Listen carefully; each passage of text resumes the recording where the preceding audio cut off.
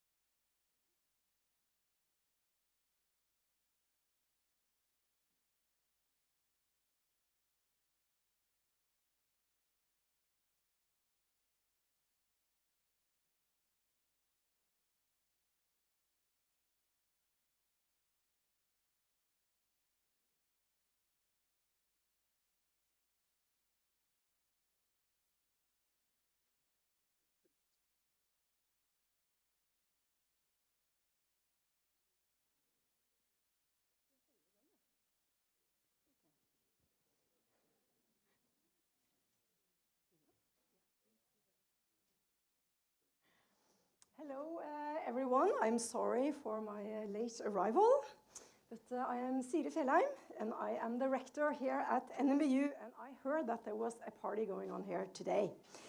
And it's great to see you all here today to celebrate the launch of Tor Arvid's new book. Okay, everyone, let me tell you a little bit about Tor A Benjaminsen. Someone we are incredibly lucky to call a professor here at NMBU. Tor Arve is something of an academic heavyweight.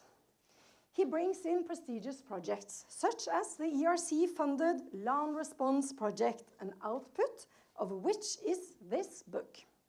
More on that later. He co-wrote the 6th assessment report of the Intergovernmental Panel on Climate Change, the United Nations body for assessing the science related to climate change. For several years, he edited the Political Geography Journal, and he established Scandinavia's first university course in political ecology, a course that is still going strong at NMBU today. And the list goes on. Tor Arvid is also a bit of a troublemaker. Over the years, he has argued that many of the stories we've heard about desertification, climate conflict, and overgrazing don't hold up under closer scrutiny. He points to a reality that's far more complex, shaped by power dynamics, local traditions, and historical injustices. When he finds that high-profile initiatives, such as the massive Great Green Wall reforestation project in Africa's Sahel, don't benefit the people they're meant to help, let's just say that he's not afraid to call it out. And that's one of the reasons why we value him so much here at NMBU. Tor Arvid's work teaches our students and colleagues to dig deeper, to question assumptions, and to look at environmental issues with wide open critical eyes.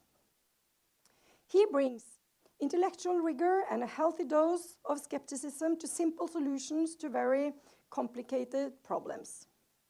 Tor Arvid challenges us to think critically, to look beyond one-size-fits-all solutions, and to listen to the voices of those who know the land best, the people living there. And he didn't formulate his ideas from behind a desk. He has spent long periods out in the field, talking directly with local communities, listening to their knowledge, and trying to make sense of what he sees. The commitment to getting it right is why he became such a respected voice in political ecology. He's not just building theories, he's challenging assumptions that could lead to real-world policy changes. Which brings me back to the book. Climate security and climate justice in the Sahel comes on the heels of the ambitious land response project. Rather than focusing on climate change, poverty, and population growth as reasons for conflict in the Sahel, land response explores the notion that it is more to do with local people losing control over land and resources. The project is also a big deal as it is funded through a European Research Council advance grant. And what's special about these grants is that firstly, they come with serious funding, enough to support a researcher and their team for up to 5 years, giving them freedom to chase groundbreaking ideas without constantly worrying about budgets. Second, the advanced grants are known for their no-strings-attached style. They give researchers full freedom to take their work in new directions as they discover things without a load of bureaucratic hoops to jump through. In short, ERC advanced grants are for bold ideas and fearless scientists who are out to change the game. Getting one means that you are not just good at what you do. You're at the top of your game with the potential to make real lasting impact. I dare to say that I agree that Tor A meets these criteria. It is an honor for me to be here this morning, and I can't wait for you all to hear about the book from Tor A himself. So, without further ado, please join me in congratulating Professor Tor A Benjaminsen on his remarkable new book.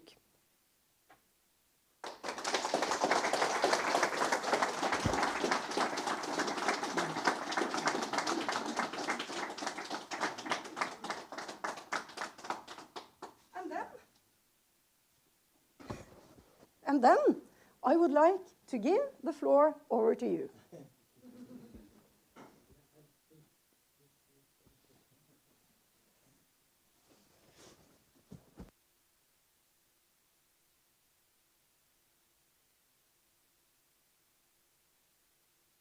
Is it on now? Yeah. Okay. Thank you very much, Siri. I didn't plan for this. I didn't plan for rector coming here giving me flowers and so on. So the plan was to not have the spotlight on me, but to use this occasion to discuss the Sahel and some current issues in the Sahel. As you know, I have some health problems, so and my energy levels are not always the best. So in order for me to be able to sustain these 3 hours, I'm going to give an introduction to the book, but would have to make it quite short in order to be able to keep up with the discussions during the next 3 hours. So, so I'll go right on to the book. And first, why did I write this book?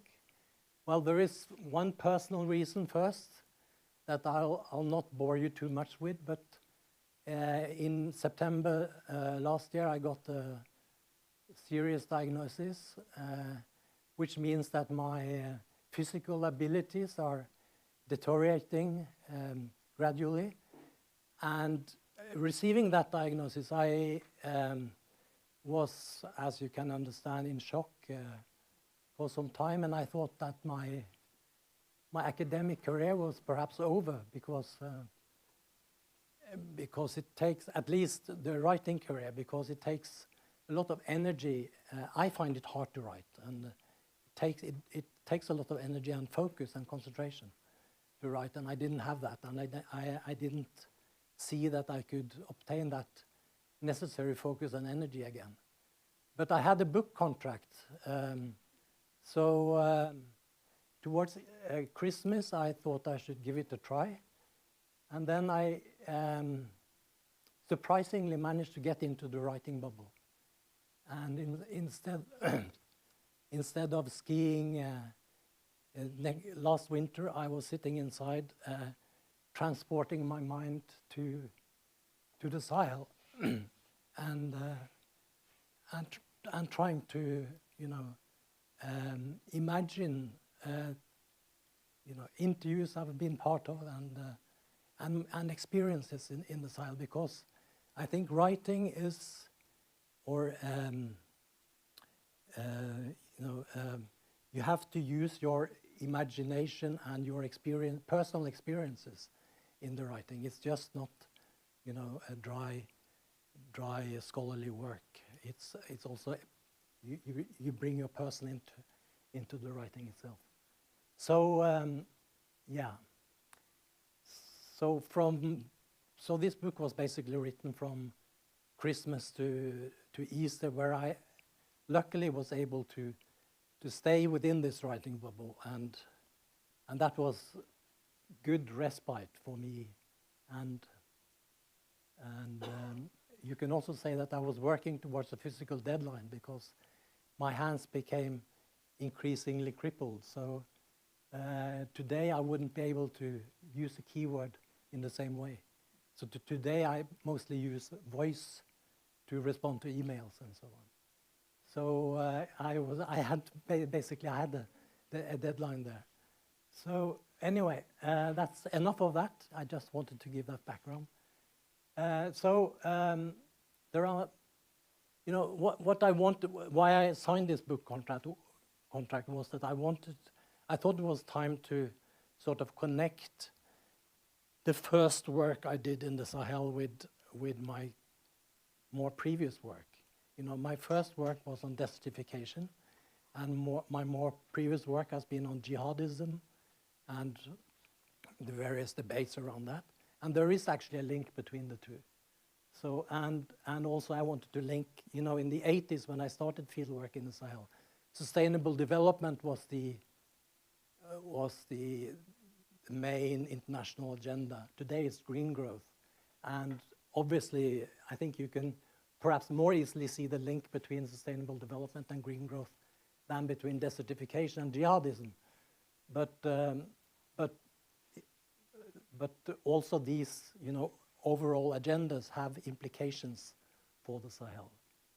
And then, of course, I argue for the importance of taking context and science seriously in understanding the current Sahelian crisis. I think, especially in the policy-led discourses or debates, and also in the media debates, context and science are not taken seriously. Well, we can come back to that.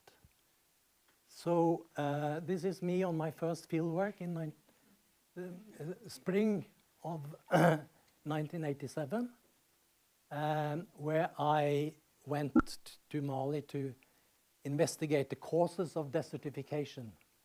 I had supervisors who thought that desertification was one of the world's biggest environmental problems, and I thought so too. So I went to Mali to investigate the causes of desertification, and I came back questioning the whole idea. And there are several reasons for that, but one reason was that I met a French ecologist called Pierre Yarnaud, who was at the research frontier already at that time, and today I think he is the research frontier on plant ecology in the Sahel. And he has an exceptional series of field data from the Sahel and from northern Mali, where this is. He has measured the vegetation in the rainy season on about 30 sites from the early 80s. And of course now it has become more difficult with the jihadists having control in the area. But he has managed to continue up till quite recently. And he also has photographs of a certain number of sites. So this is site 18, where you will see, I will just show some of these photographs, where you will see the same frame in all of the photographs. So you will see the tree on the right there in all the photographs. It's a Balanitis aegyptiaca, a wild date tree. And you can even see that the herders have half-cut a branch to give access to the livestock. And this, 84 was obviously the big drought year in the Sahel. This was the time of the big Sahel drought with Live Aid and all the international attention to the Sahel, and a lot of aid coming into the area. And 1984 was the driest year. So August is the main rainy month, and you see very little rain has come, so there is very little grass on the ground. And one could perhaps then talk about desertification, because the areas had become drier. But already next year it looked like this, even though 85 was also a bad year. And 88, when I submitted my conscient thesis at the University of Oslo, it looked like this. 88 was a very good year. So this is just to show you the greening that has happened in the Sahel. 99, I was there when this picture was taken. 99 was an exceptionally good year. And this is 2015, just to show you some of the years. So desertification was the big issue discussed in the Sahel from the 1980s onwards, but perhaps less so towards the end of the 2000s. But then with climate change, it has come back again as a big issue. We also had in the 80s this Sustainable Development Agenda. And I argue in the book that it forms part of the background for the current Sahelian crisis. Because in the 1980s, there was a lot of environmental funds or environment and development funds coming into the Sahel. A lot of it focused on desertification, fighting desertification. So for instance, the Forest Service, that was established as a colonial entity by the French in 1935 as a paramilitary force with uniforms and with arms. They got increased funding with sustainable development. So while Mali had signed a structural adjustment program in 1982, with the aim of scaling down public spending and number of government officials, in parallel came the Sustainable Development Agenda, increasing the number of forest officers and bureaucrats in the Forest Service. So this led to, and the forest agents out in the districts, they were given a wide mandate of fighting desertification through giving people fines. So I talked to numerous women who collected dry wood from villages, and they were given fines by the Forest Service. So they had to go out at night to collect this dry dead wood, just as an example. So, and of course the foresters kept a lot of these fines for themselves. So when I did field work in the area in the late 80s, early 90s, and I came to a village where most of the buildings were in clay, but there would be one building in concrete with a satellite dish and perhaps an off-road motorbike outside, paid by Sustainable Development Fund, often the World Bank. Then I would know that that's where the forester lives. So the Forest Service became increasingly unpopular among rural people. In addition, you got funds to for instance, irrigate land for rice cultivation, which often dispossessed pastoralists from dry season pastures, which are key pastures for pastoralists. So pastoralists also increasingly got angry at these what we in the project call elite capture, and what I also talk about as elite capture in the book, basically corruption. So today, jihadist leaders, they are very good at drawing on these feelings among rural people. The feeling of being exploited by an elite. So this, I think, if we are going to theorize this a little bit, I think this is quite.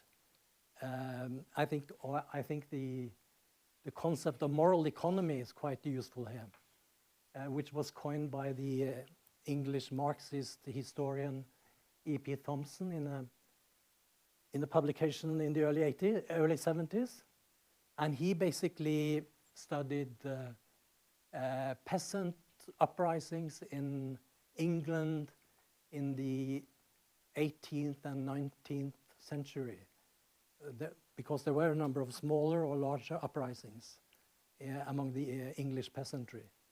And he argued against looking at these uprisings as rebellions of the belly, that they were just doing this because they were hungry, because of high food prices or because of unemployment.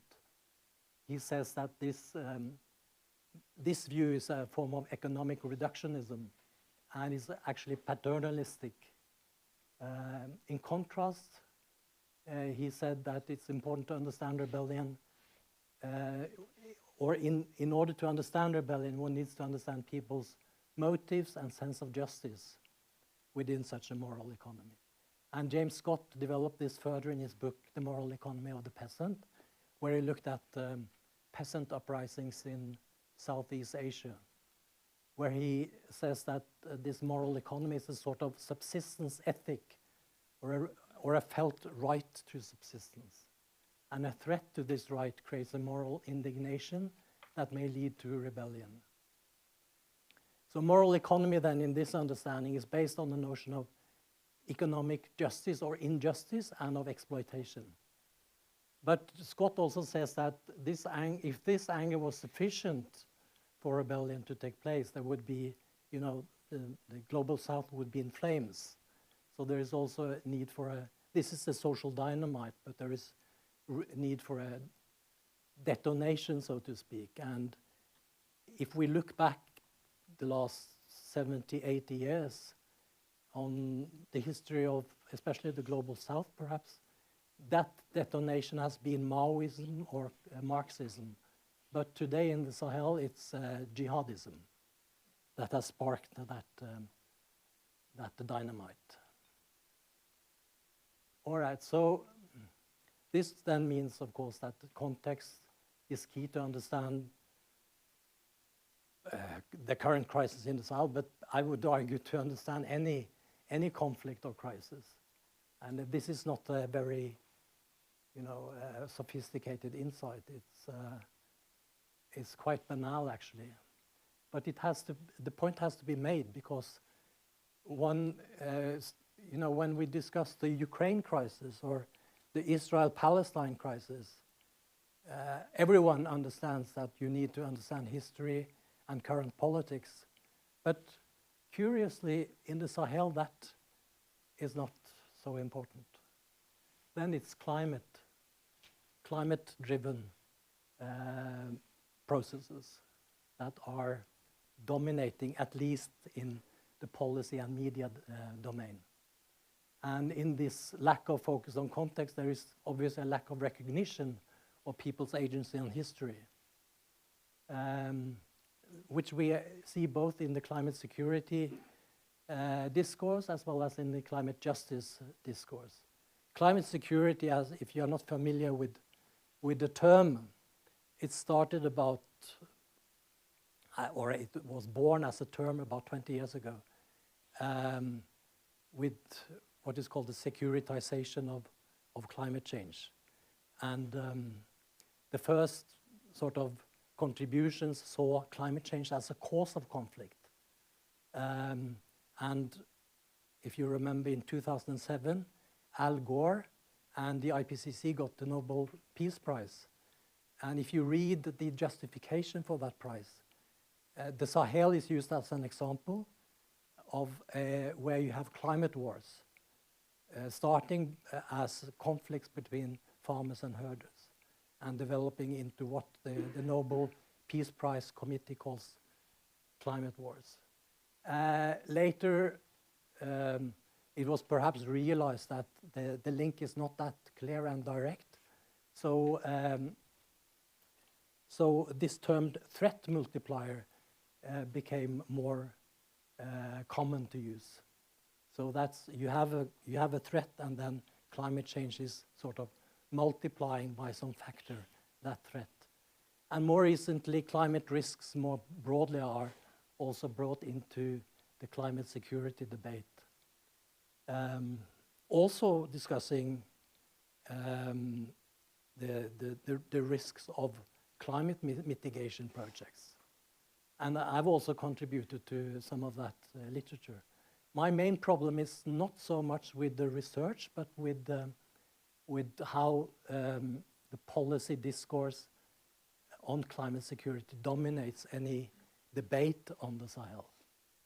And we have some of the same with climate justice, although climate justice is less of a discourse used on the Sahel, but when it's used, it's, for instance, desertification is seen as an example of climate injustice. Because climate change leads to desertification, then there needs to be more climate finance, more funding for what is it called? I forgot the term now used in climate debates. Loss and damage. Yeah. So the debate is, to a large extent, the debate in climate justice is to a large extent to increase climate finance, increase funding for loss and damage. And then often the solution is planting trees, which I argue tend to dispossess pastoralists, for instance. So let me just end with this nice AI-generated image. I asked the co-pilot to give me an image of climate change and conflict in the Sahel. And I don't know how to interpret this. You see a lot of people on the move. You even see Paris in flames. So there is then, which is alluding to a link between jihadism in the Sahel and terrorism in Europe, which is not a link at all, you know. And the globe is being drained of water, but it ends up in the desert, so that's a bit odd. Yeah. Anyway, that's, I don't know. I don't want to confuse you anymore, so let's skip that. So, okay, thank you very much, and let's end with the roofs of Timbuktu. Many thanks for your attention. And let me say, I forgot to say, I'm very grateful for your attendance today and for showing up, and especially to the panelists for being willing to either join us online or coming here in presence. I'm deeply honored by your presence. Thank you.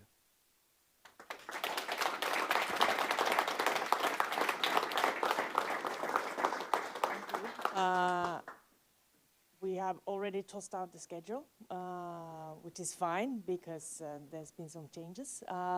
But we do have a great panel, as you said. We actually had 3 different panels.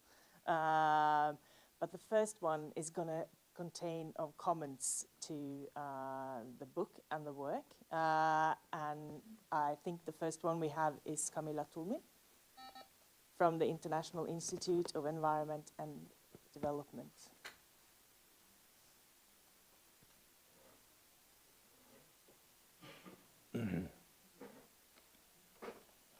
Good morning.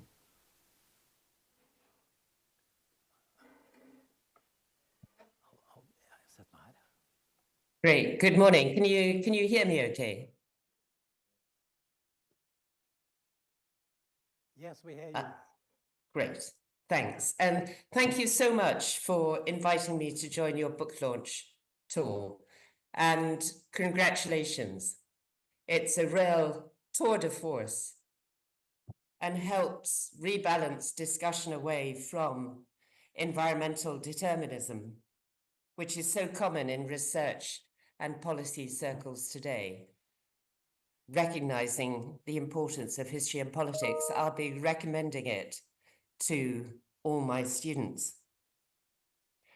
I enjoyed all parts of the book, but I was particularly touched to read the preface, which of the young Tor setting off to Mali in 19 ecology and desertification. I had followed a similar path, having set off to Mali in 1980 to work as 2 years, based in a set of farming villages in the Kala, a region to the north of Ségou, on the left bank of the River Niger. And on my return, like you, I set up activities with a particular focus on debunking desertification and the idea that the Sahara Desert was spreading southwards. And latterly, like you, I've gone back to revisit and document what's been going on in this region. In my case, the villages on the North Bank, and to explore how and why land, once so abundant, is now scarce. So, Tor, I feel you and I have shared much common ground over the last nearly 40 years, with many friends and colleagues in common. Never actually worked together on a project. There are 3 points I want to make about Tor's book. First, the importance of telling the truth, laying out the facts clearly and with lots of good evidence. It's too easy to slip into intellectual laziness and accept conventional wisdom, but it's hard work to keep fighting for the facts. So it's great to see that done so fearlessly. The desertification debate is a very good example of the power ideas can exert, regardless of reasoned evidence. Everybody knows the desert's expanding, QED. And of course, it does rather depend on the time frame you take. If you fly over the Sahara today, you can see the skein etched onto the land 5,000 to 10,000 years ago, in the time of the Green Sahara, when this was a well-watered region. Visit the rock paintings in the Hogar Mountains and you'll catch your breath with the lively portrayal of antelope, giraffe, and cattle. Archaeologists like McIntosh describe what must have felt like to the people of that time, being forced south by increasingly patchy rainfall, and perhaps some ancient memory of a lost paradise keeps on appearing in the debate. But obviously the desertification debate and the climate conflict debate is talking about the past few decades, what's happening now, not the great sweep of millennia. And today, the idea of desertification still exerts extraordinary tenacity. Already in the late 80s, as described by Tor, satellite images were showing a distinct trend towards regreening further confirmed by rainfall data and careful, grounded ecological surveys, such as those carried out by and Lassine Diarra. Some other factors must explain the tenacity of the desertification trope, as I hope we'll discuss in the later panel. Second, Tor's book makes me question the best way to effect positive change. We've certainly tried lots of things at IIED. Some has been working with local community groups through NGOs and other partnerships, though such local action can often be blocked at higher levels, so spread and sustainability is limited. We've sought to support like-minded people within national structures and research centres to build up a body of people able to take forward a set of ideas. We've networked, published, blogged, and tried out all sorts of media to help shape ideas and frame new narratives, some of which stick. But as time has passed, the need to work closely with people embedded firmly in societies and structures has remained very strong and clear. Tor's approach has been to write trenchant, well-evidenced articles and books, usually in collaboration with Sahelian researchers and writers. And it's great to see Boubacar Ba, a steady friend and colleague. A network of young postdocs I think I saw in the room. Tor's ERC-funded grant is a major accolade and a fitting reward for all the hard work he's done before. For my sins, I thought one good way to push things forward in a better direction was to accept an invitation in 1992 to join the International Panel of Experts on Desertification, set up to provide substance to the drafting of the new UN Convention to combat desertification. And I had two firm allies on the iPad and Brigitte Thibault of Canada. And we battled together on definitions and fought to get the convention more focused on local action. I think the text, for what it's worth, came out better than just text. And it's hard to turn around a great UN tank.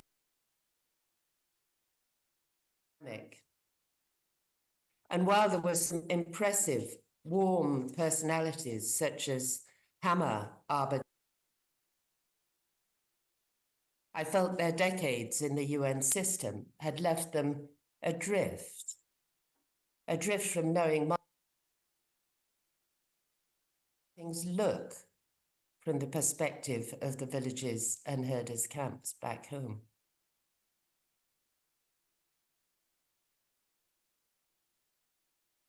Hoped could be turned into a vehicle for delivering locally focused value to local communities. But in truth, it's very hard to see what's been achieved in practice, since the Great Green Wall usually claims responsibility for many actions led by others. And the overall funding pipeline remains in the hands of those with little interest in how to support bottom-up actions. Third, and finally, Tor's and ask how we manage climate and environment, whose voices count, as we roll out a range of solutions to. There's a useful dichotomy Tor draws between eco-modernism and degrowth approaches to climate.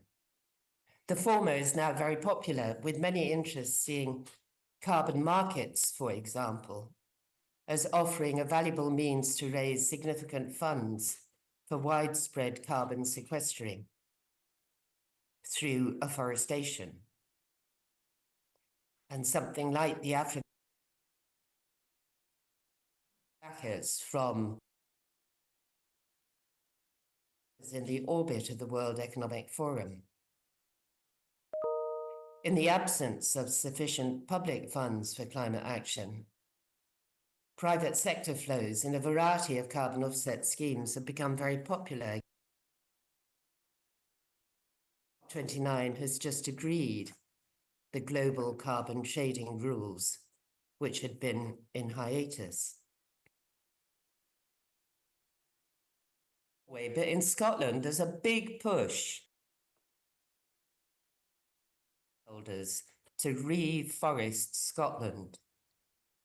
And this is based on the claim that the country used to be covered in native pine, oak, and birch until devastation was wrought. Charcoal makers and sheep flocks, which have rendered the hills bare and boggy. Hence, the government has established a number of taxpayer-funded schemes to promote woodland creation, otherwise known. So very generous. A lot of Sitka spruce is allowed, with native trees just on the margins, and carbon from the newly planted areas can be sold to companies and institutions seeking to claim net zero status. Apart from the problems with this form of carbon accounting and the damage from planting trees on peatland soils, the generous grants mean the price of land has doubled in many areas, and people in some areas of the country speak of being driven off the land by a wall of trees. Former grazing areas have been put under forests, and large areas turned over to rewilding, so farm tenants and labourers are no. So thank you, Tor, for this book. I'm so glad you wrote it. It's prompted me to think about many things in new ways. Your description and analysis of the different armed groups operating across the Sahel is very illuminating and chimes with what I hear about the GSIM, who've established themselves around the villages I've studied for 40 years. The membership is largely from a pastoral background, and they've been keen to shift the local power balance in their favour. First, by taking away most of the farmers' cattle. Second, by forbidding cultivation near drinking ponds and livestock corridors. And third, by banning the cutting of trees, making of charcoal, and anything that reduces the amount of browse and pasture available. The presence of the GSIM has checked for the moment the continued northward expansion of farmers into the extensive pasture lands of the Downer region. However, farmers have also been for use of state power over many decades, such as with their eviction from their customary lands, so it could be turned over to a big Chinese sugarcane plantation. Farmers and herders have not made common cause against the state. Of moral economy and local perceptions of injustice are vital here. Thank you.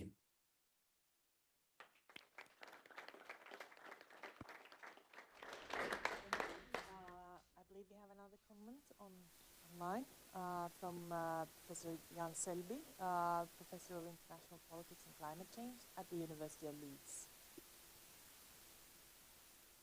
Hello, everybody. Can I just check that you can hear me first? I'm not hearing everybody there perfectly, so I just wanted to check. Can somebody give me a thumbs up or a sign? I can hear you. Great, thank you. So, hello everybody. Hello Tor. Lovely to be able to join you. Thank you so much for the invitation. It's an honor to be able to speak at this event. Sorry that I can't be there in person. My personal carbon footprint meant that I couldn't really, I decided purpose, which it's a real honor to be able to say a few words about Tor's new book, though. I think it's a remarkable accomplishment, not only for given the personal context within which it was written, as Tor explained, but on intellectual grounds as well. I think it's a really important, makes some really important intellectual contributions. Several things stand out to me. I think the putting together of the debate and evidence on climate security, together with the questions of climate justice, is really important. It's something that's barely been done. So I think a contribution which poses lots of questions, one or two of which I'll come back to. I think Tor's emphasis on the centrality of context to understanding how climate change and the international policy responses to it intersect with local, but of course, historically constituted and globally embedded context on the ground is really important, and a really important emphasis. Again, I'll come back to that point. Tor's knowledge of the Sahel, and especially of Mali, is fantastic. That I can claim no expertise in. And then finally, the final thing I want to emphasize that I really like about the book is its accessibility. It's not a long book. Which is much to Tor's credit. It's also written in very accessible prose. Work has been a model, I think, of accessibility, and I think this is important within a context where all too often within the social sciences, including within some areas of political ecology, the route to the academic route seems to be believed to involve very complex theoretical formulations and sometimes obfuscation. Tor's work is the opposite of that as a model, and I very much value it for that reason, and think the book is and will be a terrific resource for many people, including crucially students. I'm not going to go on speak for an awful long time. I want to give space for others, but let me come to on some of the things that Tor has analysed and said in the book, and some of which he's referred to. I think there's 3 points that I want to make. The first is about the value of putting climate security through together within the context of the Sahel. And I think one of the points that I think there's 2 points I want to make here. There's probably others that could be made about the intersection between climate security and climate justice, but 2 points I want to make on this. The one is that I think putting them together sheds light on the fact that some of the problems of climate security framings, especially in the policy and media worlds, apply in different ways to climate justice too. And I think the putting of them together shows this really well. One of the formulations that Tor uses in relation to the climate security is to say that it is dominated by reductionist thinking. Climate reductionism, the phrase climate reductionism associated with Mike Hume in particular, applies it Now, I don't think Tor quite says that that applies to climate justice too, or if he does, I've missed it. But it's very much implicit, or more than implicit, within the argument. And I think there are important and difficult questions there for those that invoke and rely upon ideas of climate justice, about what reducing the future to climate, or reducing justice to climate, means. And I think that's very difficult and important. The other thing that strikes me in putting climate justice, the putting of climate justice and climate security together, raises for me links, which is in the Sahel context than climate security framings. And I think that's interesting. I think that's, from my knowledge, that's correct. It necessarily raises the question of why that is. Maybe there's a further point to make that I'll make in a moment, but it raises the question of why it is. It strikes me that conversely, climate justice framings are used much more widely in relation to sub-Saharan Africa, and also some other regions, small island states, for instance, for obvious readings. But the climate security framing is to the Sahel. I think there's an interesting question of where these forms of representation, where they appear and where they don't appear, where they dominate, which particular representations or which particular racializations are used for particular geographies. And then the Sahel clearly linked to geopolitical concerns to do with Europe and its greater proximity to Europe, migration questions, big influence there. There's the dominance of security framings in relation to the Sahel. The Sahel, in relation to climate change, primarily approached through a security lens. So putting climate security and climate justice together, I think, is really interesting for a whole range of reasons, and there are a couple of them. The second point I want to make, and I'll make this relatively briefly, is about context. And Tor's argument that analysis of climate security, climate justice, political ecology absolutely has to be, and that analysis of context is too often missing from discussions of the Sahel. And as he said in his introductory remarks, that it's particularly missing. So again, I think that's right. From my understanding, not of Mali, I've done work on Sudan and on the Lake Chad region, and done work on climate security in other contexts. And on the basis of that, I'd say, yes, I think that's right. The context does tend to be particularly missing from discussions of climate security in the Sahel or climate security in North Africa. For instance, from my own work, I've seen that in discussions of climate and security in a context like Syria, yes, you often get quite reductionist or problematic claims about how climate change has affected, in this case, the civil war in Syria. But it was typically accompanied by sometimes reasonably nuanced accounts of the political economy, of resource degradation and exploitation and migration flows within Syria, which were often a mix of sort of a bit evidenced and a little bit problematic. Within work on Lake Chad, though, it's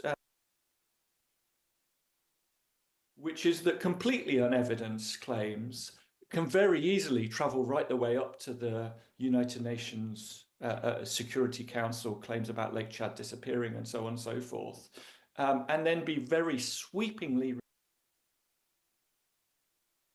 being based on any good evidence at all. And I think there is a difference there, and what Tor shows in the book fits with that pattern. So again, I think we need to ask why. My answer to this, there may be other answers, but I think this fits perfectly with particular racialized representations of Africa, including the Sahel, the sort of representations which Tor quotes in chapter of France. The tragedy of Africa is that the African man has not entered history enough. A classically racialized and Hegelian and thankfully now mostly, I think, outdated, at least at that explicit level, understanding of Africa.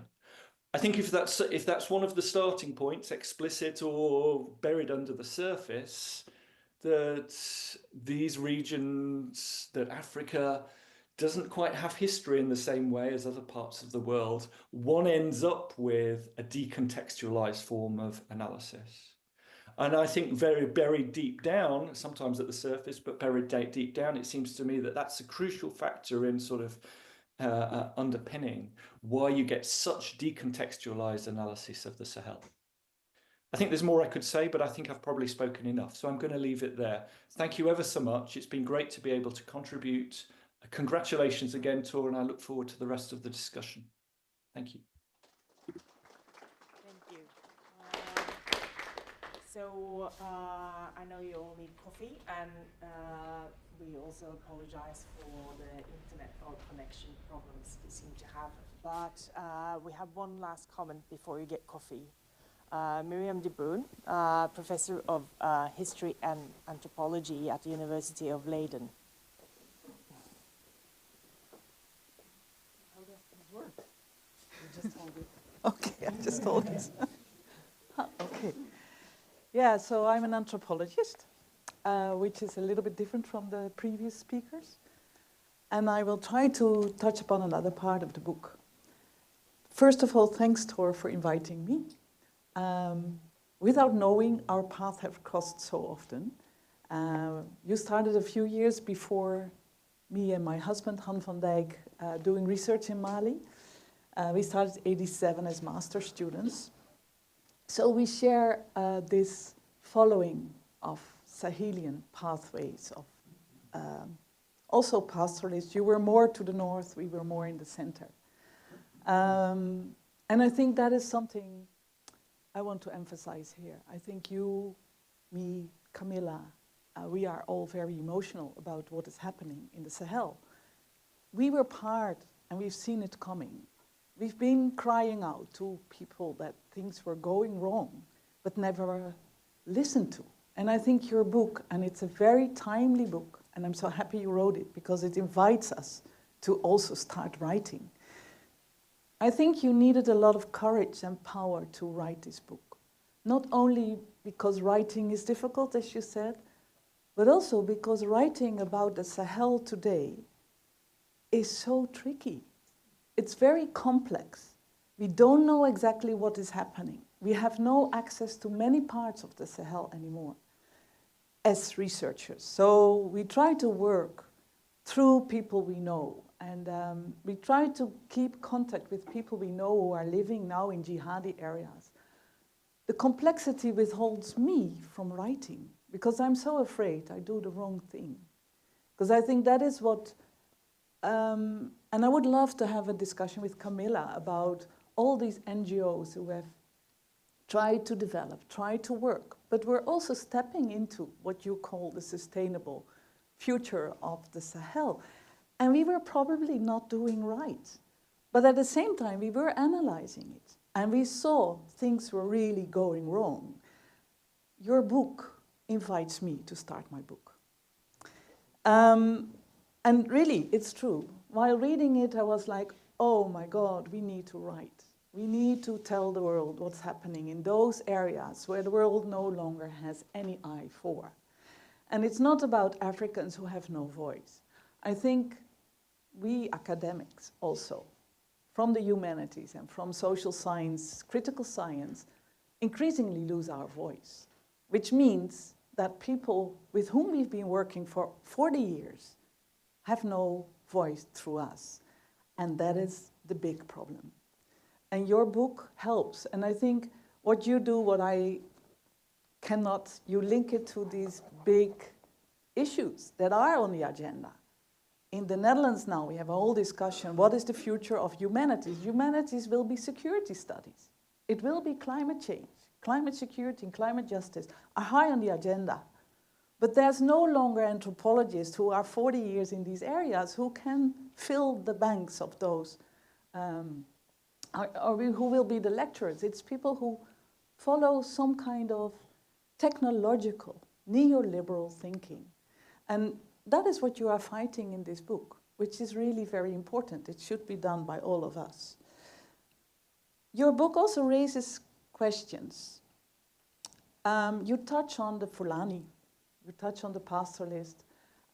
You use them as a sort of, in this book still in a sort of a way to talk about agency and people's anger, people's confrontation with the state. And there, this moral economy idea comes in. But is the moral economy alone, as you say as well, enough to explain? So your book raises a question for me, and we should delve into that. Why at this moment? What was the crossroads these people went through that day? Took up the arms, literally. And they also took up a new identity. And I think that is something we really have to think about. The culture of the Sahel, of these pastoral people, is changing rapidly into something new. And then, based on, indeed, I think Hamakuva loves your book. This leader in the Sahel of the Al-Qaeda-related groups, when you read his speeches, he is really, in fact, telling the nomads, telling the pastoralists, and also sedentary people, it's not that they are exempted from this war at all, telling them there's been so much injustice since 40 years, since 100 years maybe. You have to fight, you have to stand up. And he shows a new modernity to them, a new world that is possible. And, well, I doubt if that world they offer, the Islamist, radical Islam, if that will really help. And that's the sad story here. Because the voice of the pastoralists is changing. They were, at the first instance, I think, taking up a rebellion because they thought they had a right to do so. Their minds were opened up by people like Hamakufa, by social media. They were getting connected to the world. Those people are at the basis of your book, but we do still not really understand what is happening and what will be the future. And I think your book raises these questions where I will pick it up and try to continue writing. So thank you for inviting me to do so and giving me the courage, because yes, we need to do it. Another question that keeps on ringing in my mind is the violence that we see, the ugly violence, people fighting each other. And then that fighting each other, you situate that now in a worldwide schedule where we become responsible for ugly violence in the Sahel. But nobody wants to recognize it. And I hope people will read this book also in that sense, that there is some responsibility that we have to see and to recognize. So yes, your book should be read by everybody. I will read it, I will use it for students, but I will especially show it to the ministries that are in our Dutch, but also European Union, and I hope in Mali, that will take up this message and see that this is a call for listening better, or finally listening to people who have been working in a Sahel ecology, who have been sustaining that ecology for so long, and we are just ousting them from their lands, which means they go to war. But those who are responsible are those in power. I think that is the book. Thank you very much. I will leave it to that. We will have more time for discussion. But we share this emotion, and I think, yeah, it makes us cry sometimes that the Sahel is going so bad. and that our people are suffering every day, and that you discover or you uncover why that is so. Thank you very much for that. Thank you. So we'll have 10 minutes coffee break, and we need to start on time again.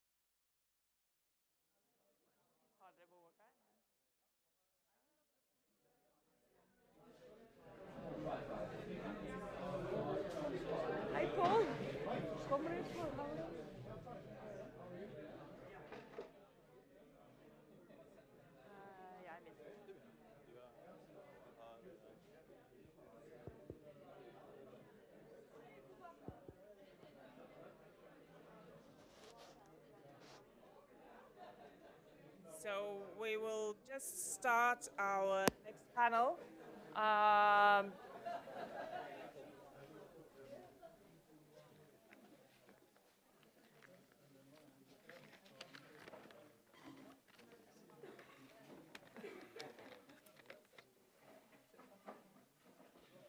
Lydsjekk 1, 2. Lydsjekk. Der. Der har vi lyd i begge.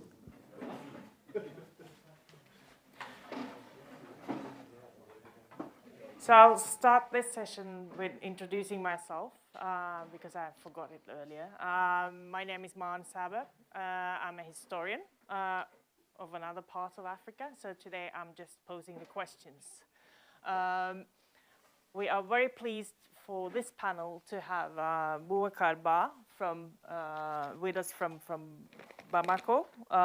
He's at the Center for Analysis on Governance and Security in the Sahel. And on this panel, we will also have Miriam, which we met earlier, and Ibrahima Poudigou. You're a postdoc here at the University of Life Sciences. So I'll first give the floor, or the screen rather, to Boubacar.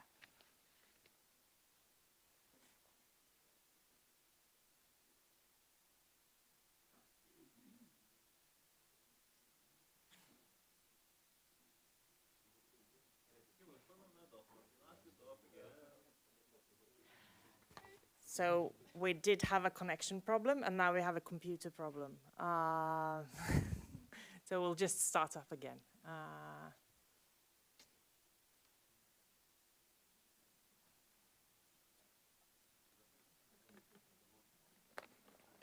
In the meantime, I can tell you that the discussion on this panel will be about the root causes of the crisis and the missing context we just heard about. If the computer still booting.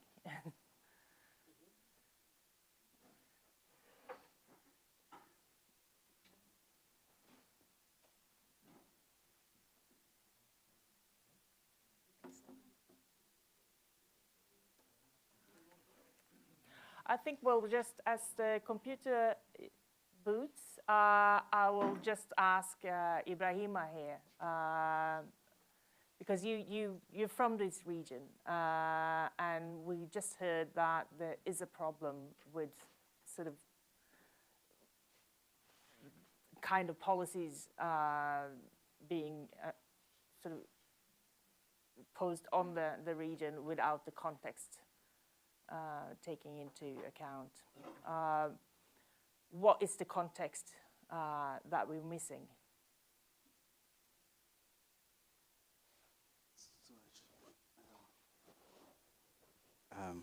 Thanks a lot for this opportunity to introduce also, I would say, partly our research in land response, and I'm a postdoc in the project with 7 other people, 2 based in Mali and 6 here on the campus, including Tor A as the PI.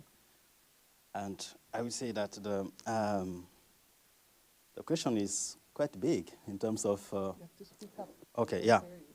So I'm saying that the question is quite big in if I have to say about the context which is missing, which is really big in the sense of it is about the historical context, geographic, social, political, and economical also in some extent.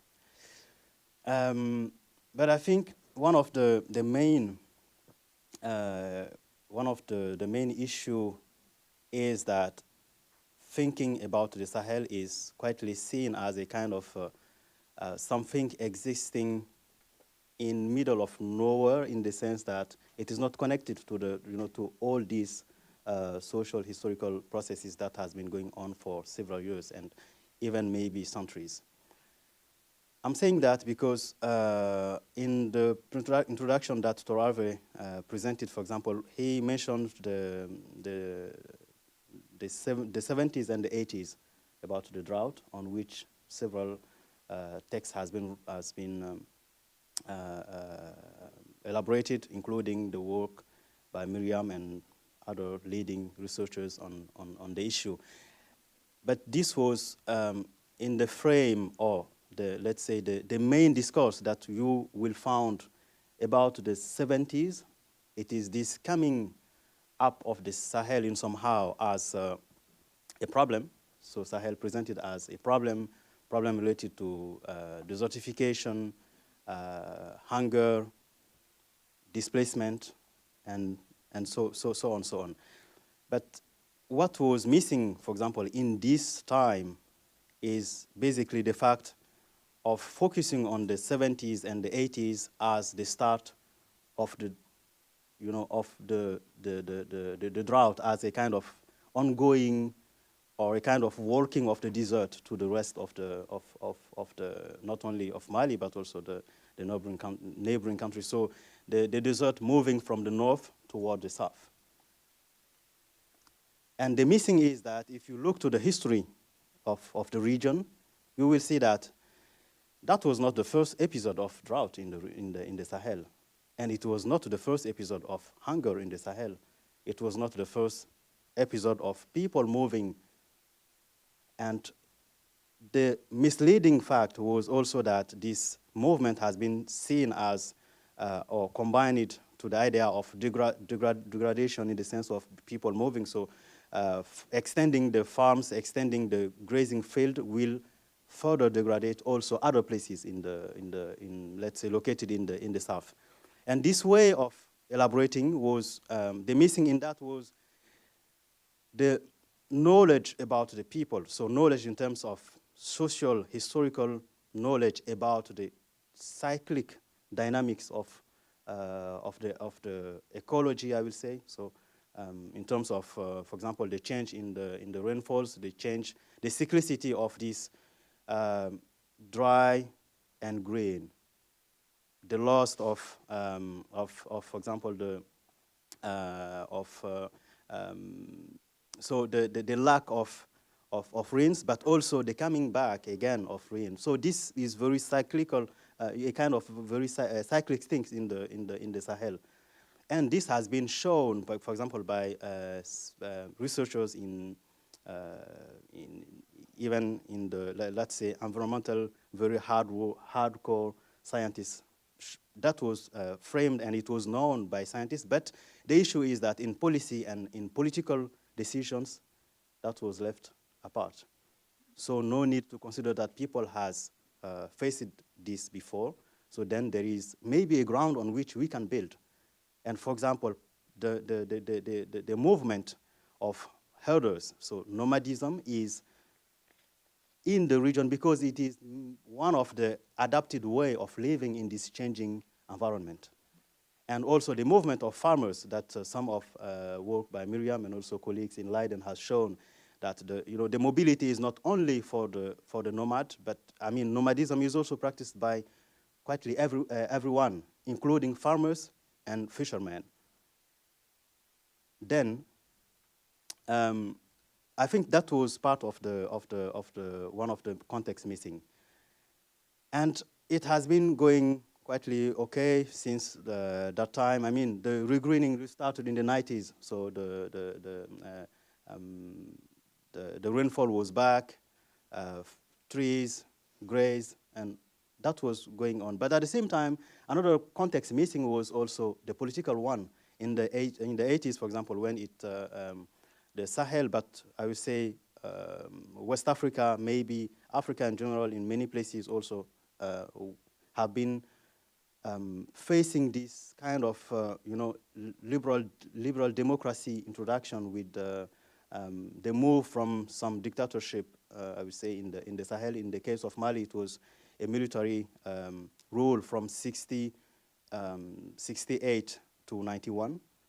So then in these 80s, the move to this liberal democracy has also was in somehow asked or imposed by the World Bank and IMF through the structural adjustment policies, which highlighted the need of taking or making the land available for investment. And in the case of Mali, for example, in central Mali, there is this specific area, the inland delta of Niger River, for example. At the very start of the 80s, Mali has established its first land act in somehow, the Code domanial et foncier du Mali. And in this, they gave there is an office which is a kind of autonomous entity in charge of managing land, developing land, and promoting agricultural development, which was established by French in the colonial era to produce cotton to French industries. But it has been changed later by the Malian government to cultivate rice, because that was meeting the international agenda of fighting against hunger by producing more crops. And this state-owned entity had the right to invest in its own area, which is about 1 million hectares, but also to extend to quietly 4 million hectares across the region in all the places where the water drained from the Markala Dam can reach. And so one of the context missing is that these 1 million or 4 million hectares in the region are not empty. When you do research, for example, in the field, village chiefs and other people used to say that we have been here before Mali in the sense of, independent state. So how can you come and just say that land belongs to you? Which is also a kind of reproduction of colonial thinking that the land belongs to the state. So I think that, this is a quite complex situation in which you have economical issues, political, historical, and social. And this specific expansion of farming has led to the dispossession of first small farmers. And at the same time, the region is also one of the most important in terms of livestock in West Africa. And then you may have some families with maybe 8,000 of heads or even 10,000. And those people, you cannot keep like 10,000 of cows in a range. They have to go. They have to go for transhumance. The state entity, Office du Niger, actually started to eat in somehow the land where these people, for example, where pastoralists used not only to graze, but also the corridors that they used to cross. And investing promoted by World Bank has been a kind of element that the government used to attract people from the outside, but also from the inside. And for example, in Mali now, you have one person in Mali own quietly 100,000 of hectares in the office, one person. And then this person think this, the owning this land in terms of making fences. So in terms of, I'm losing the word now, but this idea of ranges, yeah. So then it is mine, so I will make, I will enclose it, and I will move all the people living there for centuries. So maybe, yeah. So in a way, by ignoring the context, they do exacerbate whatever problems would be there. Do you have a comment? Well, it's such a big question. Let me add something else to the equation, because we're focusing a lot on Mali.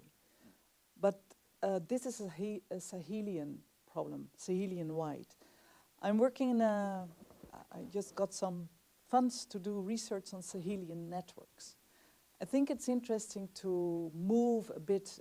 Nomadism is being mobile. Mobility is, I think, the center of the use of the Sahelian space. As you said, there also agriculture was quite mobile in the past. Let's not go into demography and growing numbers of people because there's space. And this space can be used if it is used in a proper way and if mobility is allowed. And I think already the Masina Empire, so the big empires of the Fulani all over the Sahel, sort of started curtailing people's movements.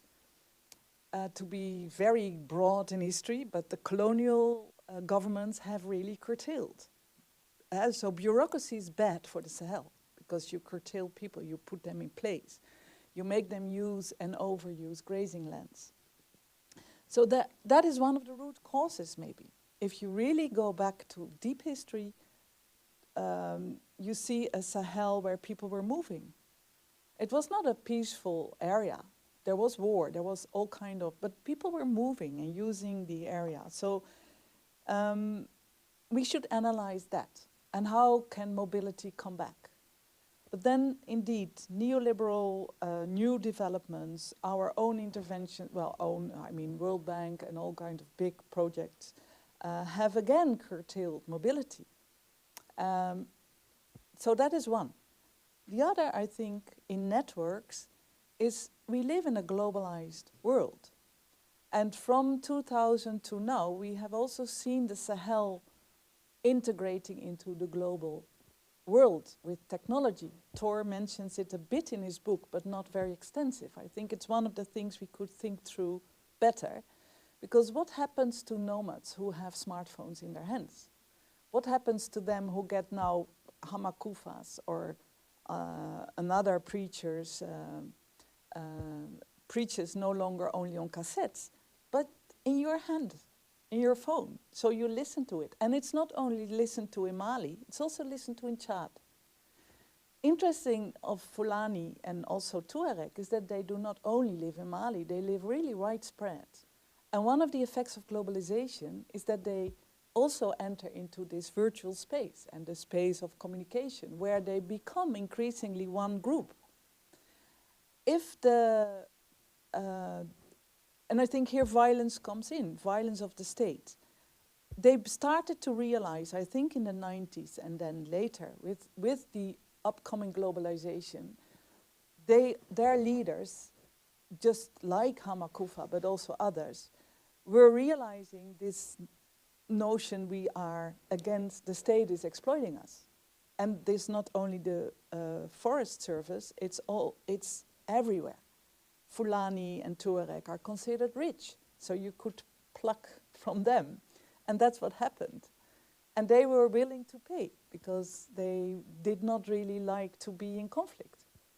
So you see an attitude of accepting corruption, accepting just because that would give them liberty and mobility.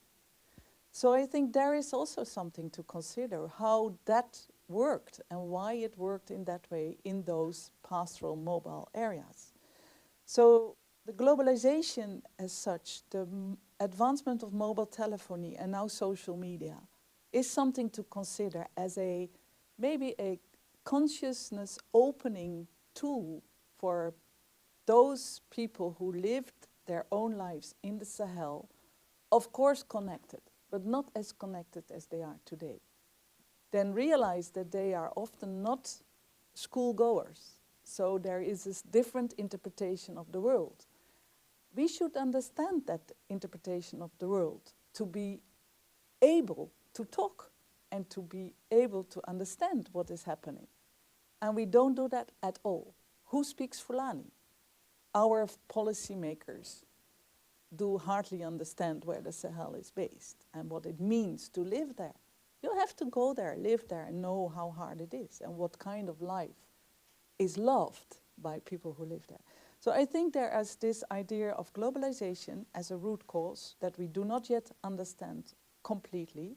The way that this kind of modernity also is resonating in thinking of nomads about themselves and recreating an identity, influenced also by diasporas and by those leaders like Hamakufa. who is well linked to diaspora, the diaspora of Al-Qaeda. These are contexts of new modernity seen by pastoralists, interpreted by them with a new vision on the future. And we have to understand where it comes from, where it goes to be able to act in a sound way. And the other globalization is simply that mobility. So in fact, Sahelian societies were globalized from the past, but this globalization has gotten new dimensions. In this new research, we are searching to understand how these networks of almost ethnic networks that go from Sudan to Senegal, that cover the whole of the Sahel, increasingly in mobile phones, is also creating new forms of conflict and might even lead to not a rebellion only in Mali, but a rebellion Sahel-wide. And I think these are elements that also the book of Tor, this idea of climate security and climate inequality, is very important to understand, and how this is interpreted in local discourses of modernity, of which one is the jihad. Thank you. We seem to have a connection to Mali now. Hello. Can you hear us? Hi, how are you? You're fine. Okay, can I intervene? You understand me?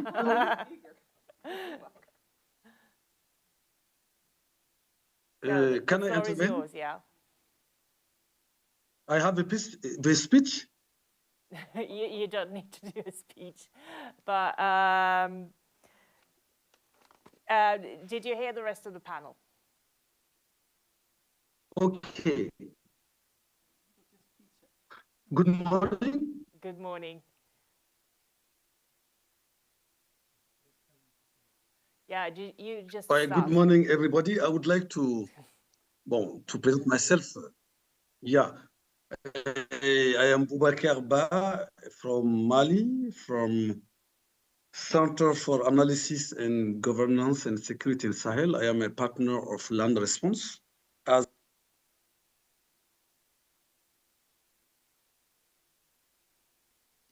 giving me the speech. Since the beginning, all the intervention, I would like to greet everybody and to tell you that I would like to intervene on the nexus, climate, peace, and security. Especially, I have listened the intervention of Miriam and Pujugu concerning the process of natural resources management in Central Mali and conflict, and the intervention of social group like the Fulani and the other groups. I'd like to focus my intervention on how in Mali,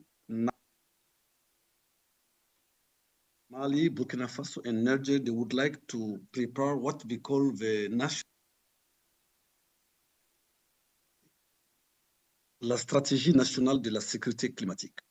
And I am a member of the team with the support of UNDP, with the environment and sustainable. And just I would like to intervene on some points on the nexus. I think it can help us to understand the important point of the books wrote by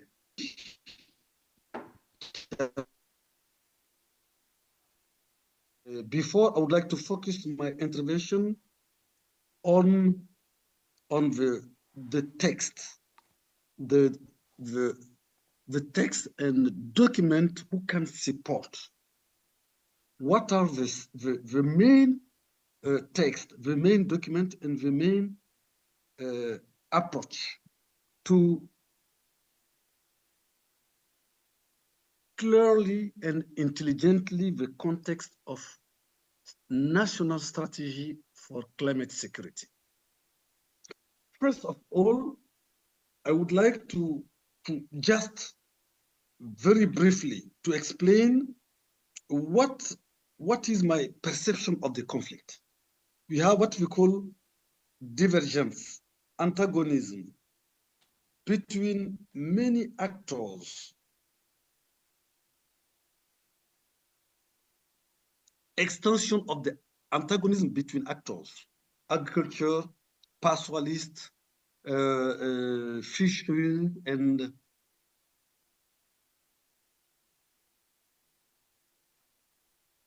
the natural resource. Explained in the past, I think some years ago, what kind of conflicts we notice in Sahel region and in Mali in general. We have a conflict called the persistent conflict. Persistent conflict are conflict who born and we don't solve them. This kind of persistent conflict continue at any time. The second are what we call a recurrent conflict. Recurrent conflict are the rebellion. Since the beginning, and now the last rebellion are is linked to the arrival of jihadist group after the clashes in Libya and Afghanistan, Syria, and Iraq conflict, and what we call the spring of the Arab Spring, what happened and war in Algeria, and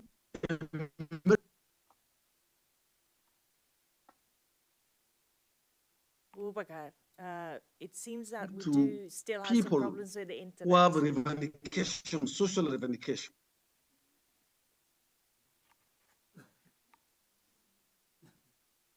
Of connection? We do have a problem with the connection, You, so you you don't need to understand keep me? it short now. Please? Turn off the camera, try. But my connection is good. But Our connection is not good. It's a first world problem. it's okay. Yeah. Okay, you don't understand me?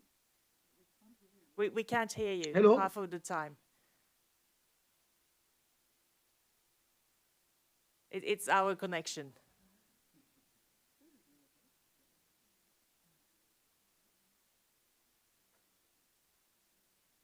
I'm sorry, but you have a connection problem?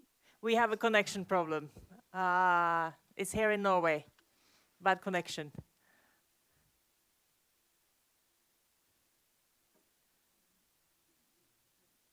The connection So if you could in just my wrap connection up. is bad or your connection is bad? Please, Boubacar, if you could just wrap up and we'll go back to the room.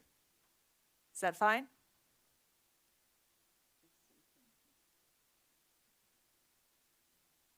wrap.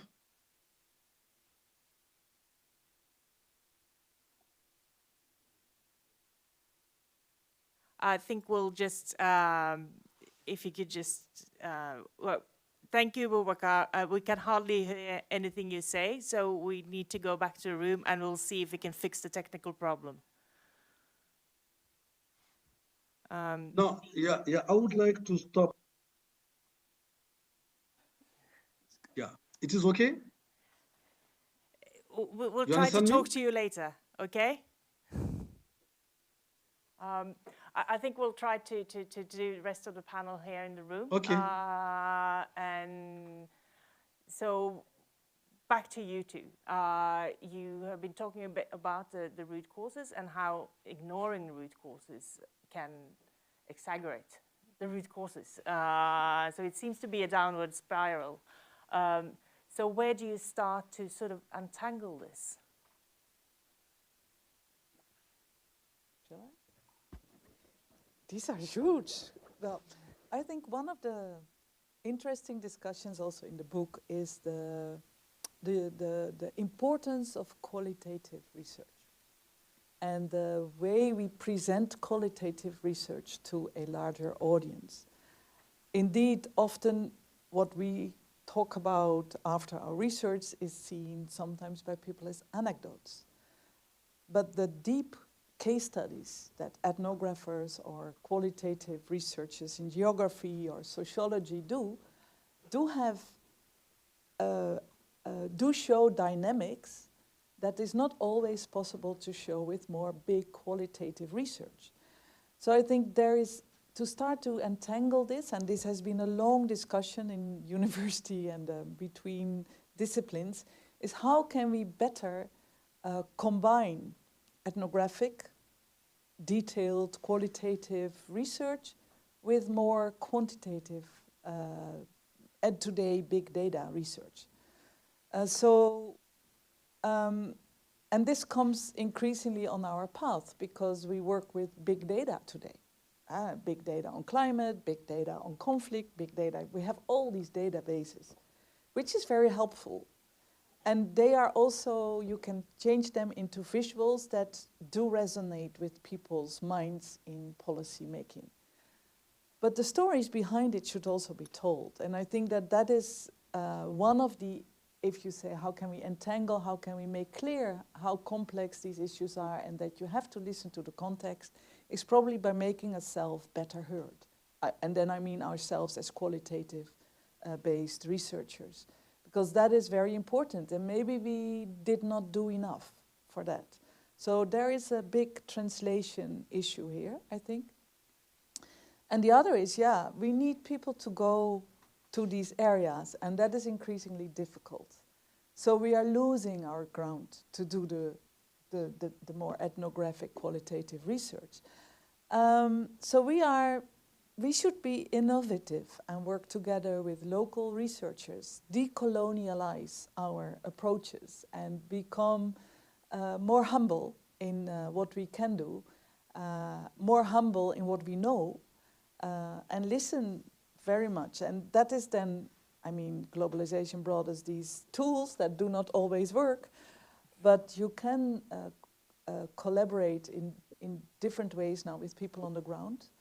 So making convincing stories with the voices of the people we're talking about, and then no longer see them as people we talk about, but let their voices be heard in such a way that our policymakers have to listen. And they increasingly have to listen. So that is also good of the book of Tor, that you link it to these big discussions that are interpreted in certain ways. And now we say, hey, you interpret it that way, but you have to look at this. And that will probably resonate. So how to get the context and how to get the qualitative results of our research into the debates is by making ourselves better heard, which is an effort we have to do, but also changing a little bit our ways of doing research by really allowing voices from the areas that we are talking about. Yeah, I will also quickly go on the same direction in the sense that, for example, the issue of access to the field, I think, is one of the main problems, because as qualitative researchers, what we do, and I think one of the merit, if I can say, about what we bring on the table is this ability of being in the field and being able to stay with people longer. So not 1 week, and mostly very deep experience, as, for example, Miriam and Tor and other had the opportunity to do in the past. So sometimes one of the issue of being in the field also start with, I would say, quite internally, in the sense of internally of our own academic institutions, which we do understand about, I mean, in terms of security of the researcher himself, but also the security of people with whom we do work, and without whom we cannot actually work. I mean, one of the knowledge that, the base of the knowledge that we produce as qualitative researchers depends on the people that we meet in the field. So if we remove those people, maybe we can go on a kind of documentary research, but that will not bring, I think, not that enough to the table. So then comes the issue of, for example, first having the permissions of doing research in the field, which is quite very complex for the institutions where we work, but at the same time for us. But the problem will be if, let's say, we ban doing research in those areas. It means that the big data, as we said, the more quantitative-oriented research, which may be how to say, a kind of view from the up, I would say. And I think one of the contribution that Tor has shown even during the presentation is that, for example, the photographs that actually root the change. So let's say the change in the environment and the ecology. You cannot have that if I stay, for example, in my office and go via Google Maps. I cannot really, or Google Earth. I will not be able to see actually this change very closely. And I cannot get sense of what people experience. As you said, for example, the case of Boubacar, anecdotically is also an example. What you said, for example, when I'm making policy from New York, I don't know what is the issue of access to electricity and internet. In Bamako, for example, now, people have maybe 6 hours access to electricity per day, which explain also somehow the issue that we are having to get connected with Boubacar, for example, in Mali. And you cannot understand that if you stay only in Ours or in Paris or in I don't know, in Washington and other places. I think. Just to follow up on that, how does the Mali government look at researchers at the moment, at present? That is another problem. That is another problem. And it is another problem because of political, I would say, political issues going on from 2020. Because from 2020, Mali has experienced a coup d'etat, and then which lead to a kind of degradation of diplomatic relations between Mali and French on the first basis, which are quietly also a bit deeper, because I think that there is a deep causes on the both sides of cutting away for example, the diplomatic ties. Then to that, also Mali went to another problem with the UN. And the background of these problems is lead to the fact that from 2012, the rebellion in the north started. It was joined by Al-Qaeda, and then those armed groups were able to push away the national army from the northern regions of Mali. Then a coup happened in Bamako. French was called, or French has called himself, I don't know, and you have different narratives, and some saying that French decided to intervene without and asked the government to call them. So there is, and French had put on the top this narrative that the government has called, and then we are intervening to stop the jihadist invasion of the whole country and the establishment of kind of jihadist emirate in Mali. So French from 2013 to 2021 has had an operation in Mali called Barkhane. It was Serval and then Barkhane later, so more than quietly 10 years presence without stopping actually the spread of jihadist groups in the country, and at the same time the developing of different other armed groups like militias and in different areas. The UN in the same period had also had a kind of peacekeeping mission in Mali from 2014, I guess, to 2022, which is quietly 9 years of presence. But all this had not really been able to stop the spread of violence, and some of the very violent episodes happened in this period. So then, military somehow they took advantage of an uprising in Bamako. people fighting for political reasons, kind of corruptions related to the elections, and people were fighting against that, and then military, they took advantage to make it a coup. Then the struggle started, actually. Then, for now, this led to a kind of, the cut between Mali and the West, I will say, somehow. The becoming close to other partners like Russia, and not only China, Turkey, and several entities in the, like a kind of alternative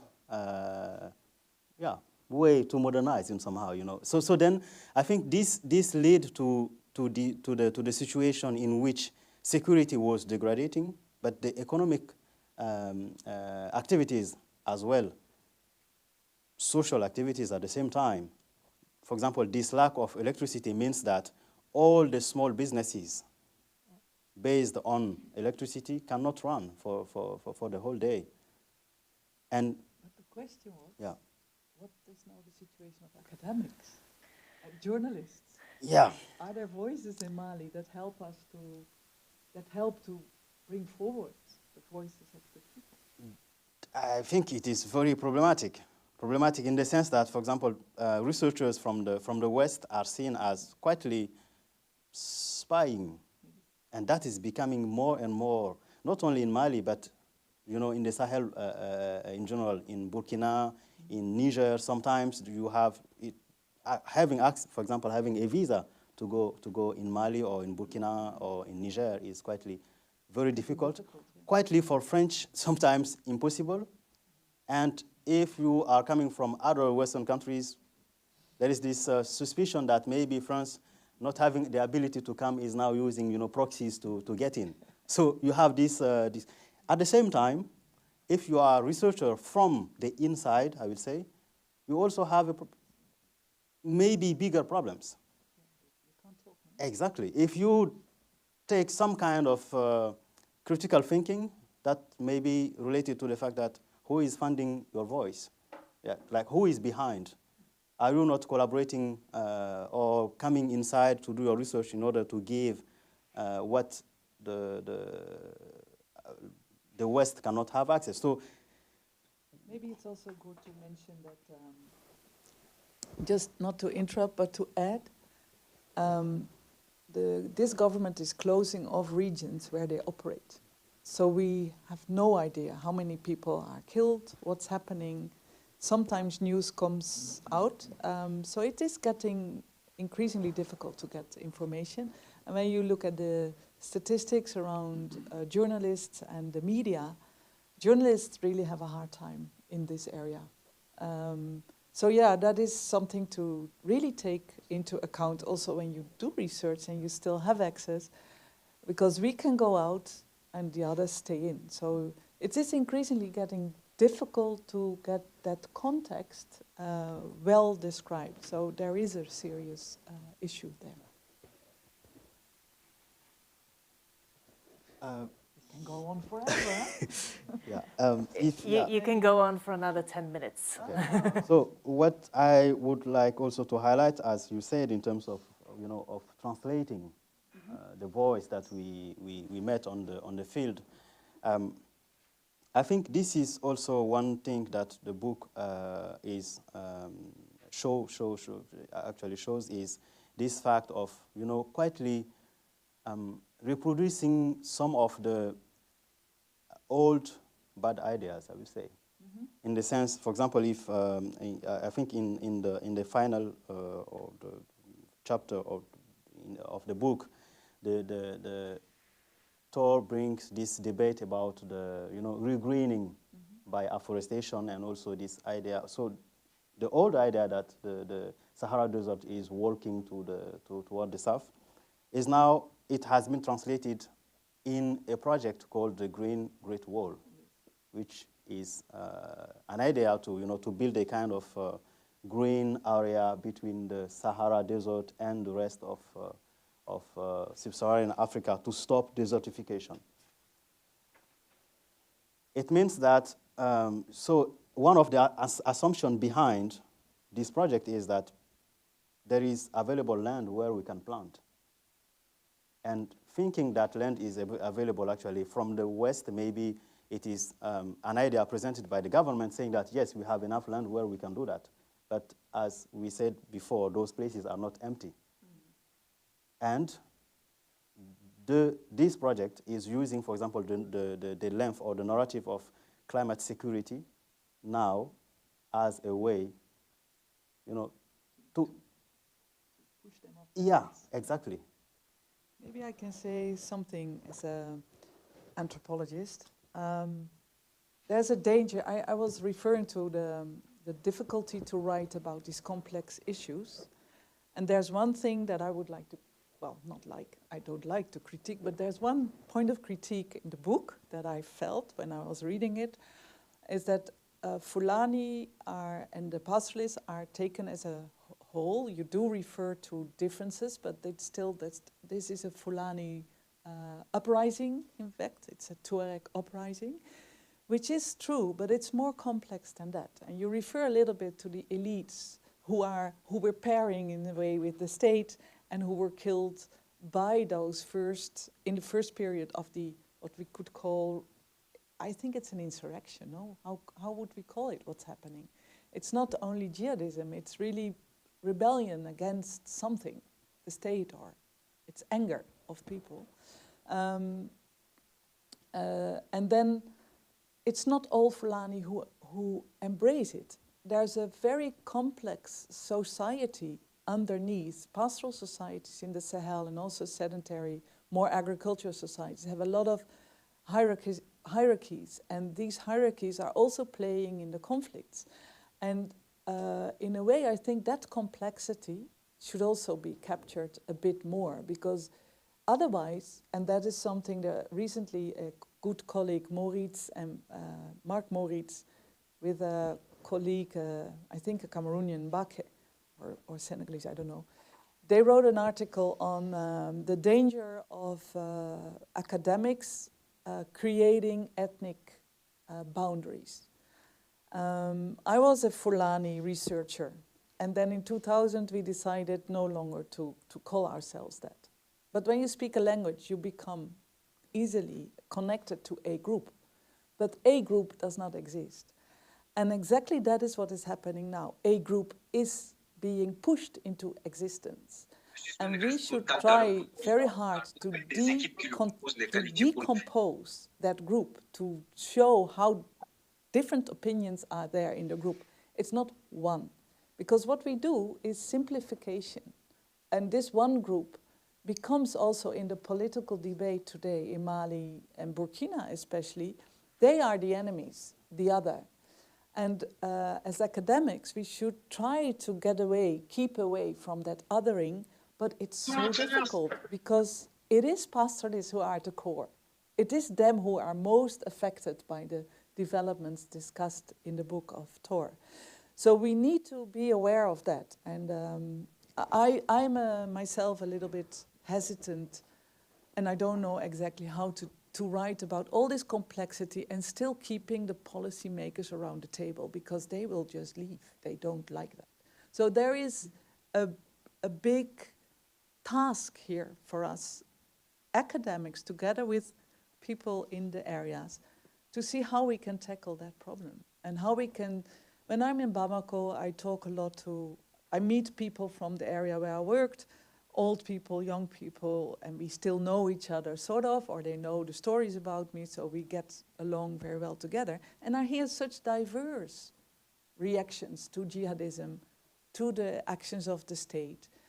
And that diversity is also there, and we should not neglect that. Do you have any last words? You have the last word. I think this mention of diversity of voices is very important, as you said, and I think one of the elements that I also got from, for example, the speech, the comment that Camilla Tulmin earlier gave to us is this fact that there is this kind of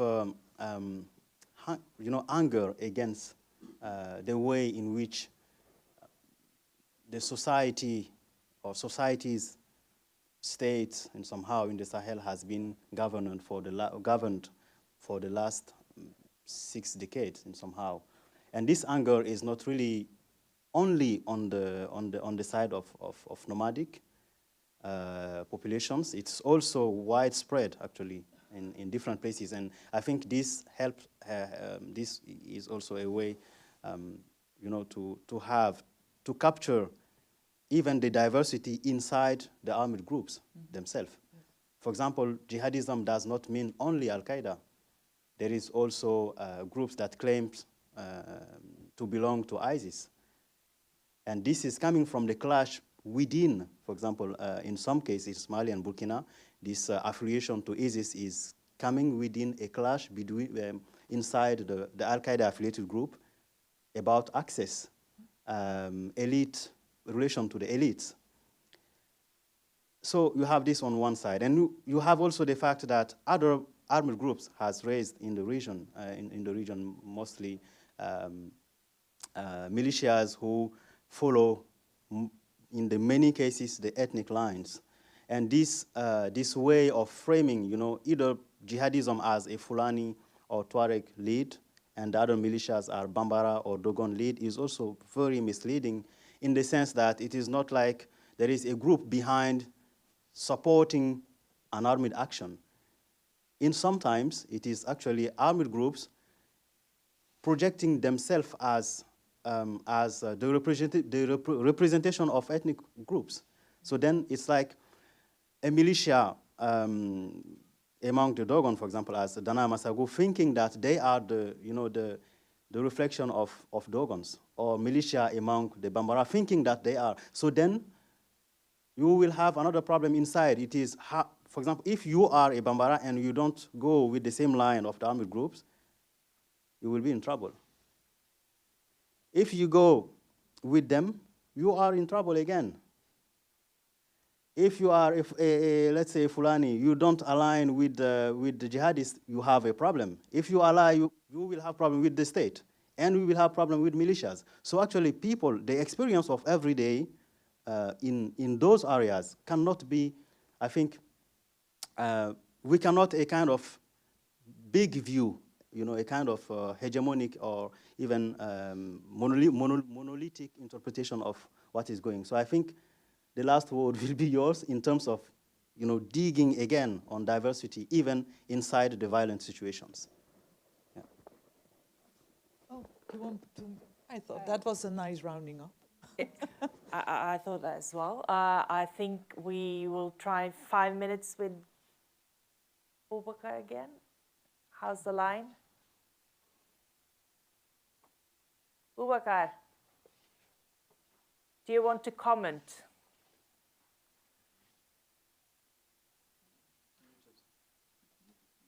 You're muted.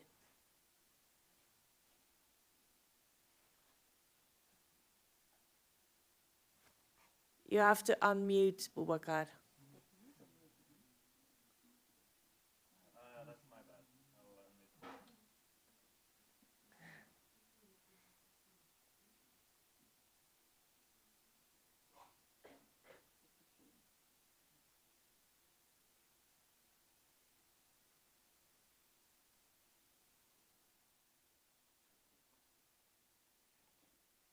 Hello.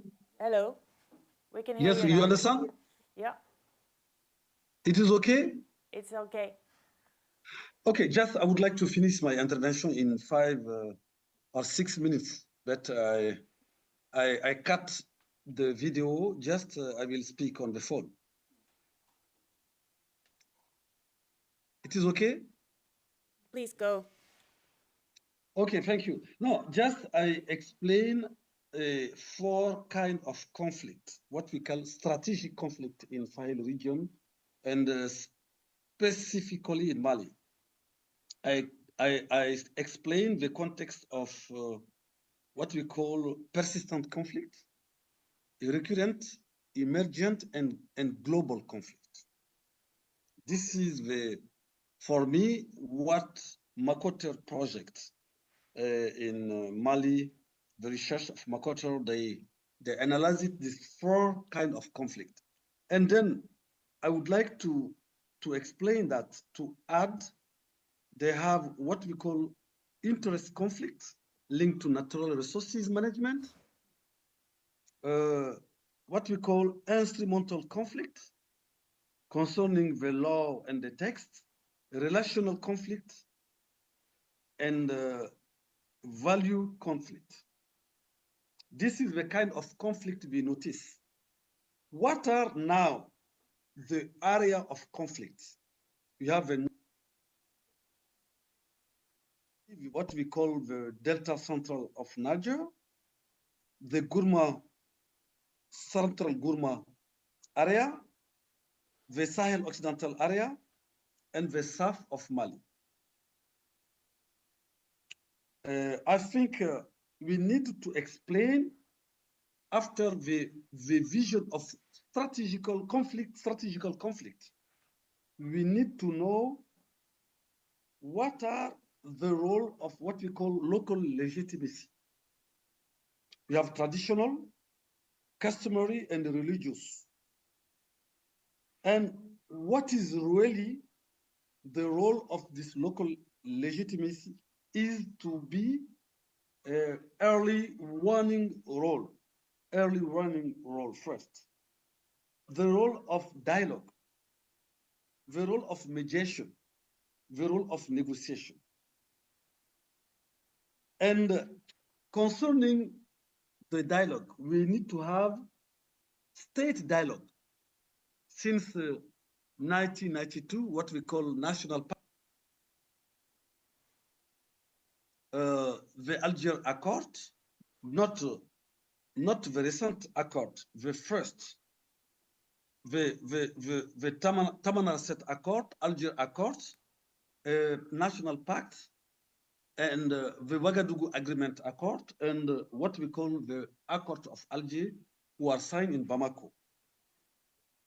And really, why I explain this process can help to have the interaction between governance and the question of security and peace. We have the changing of political and socio-political space with this accord, with agreement. And recently,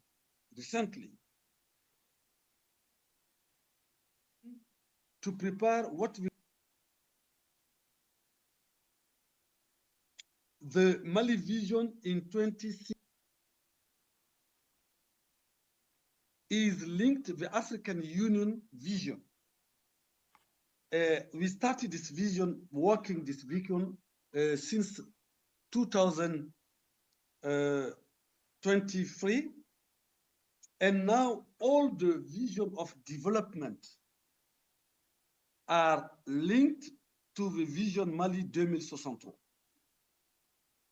I would like to explain, we need to finish what we call the national political security. The document is not finished. It is not published.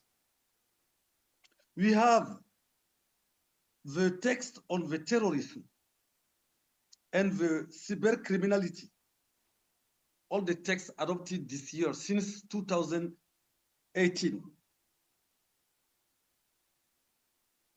of security. The national strategy of natural resources, all the agreements and the chart. For example,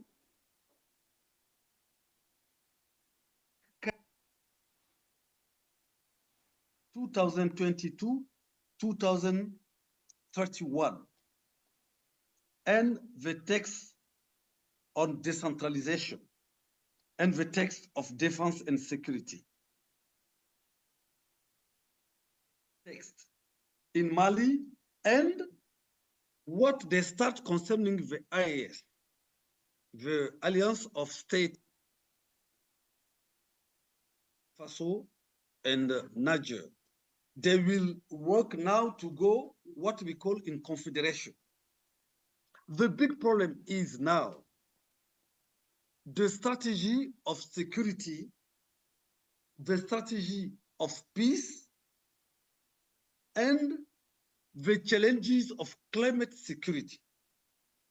Is it possible? The question, is it possible to have a linkage between peace, security, and climate? This is the big question with the intervention of jihadist group since 10 years. And everybody have listened the interview I have had last week with Monde Afrique, with Nathalie Prevost. I tried to explain what is really the strategy of jihadists, the strategy of jihadists in Sahel, Central Sahel. If you take the Jnim group and the affiliated group like Katiba Masina and Sahel Islam and the new group which born in Niger between Tilaberi and the Park of W, Mr. Kufa explained in his discourse, in speech, there are started the war by the right. The war by the right, first. The second, there are started many local agreements. Some in Niger, some in Mali, and many agreements in the central Mali, in the district of Mopti, Bandiagara, Koro, Bankas.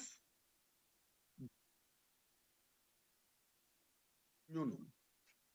If you analyze the agreement, I think it is not a question of win-win. It is a question of jihadist win. This is the second point. The third point, the Qadis' role in these three countries. What we call Qadis are the Islamic justice.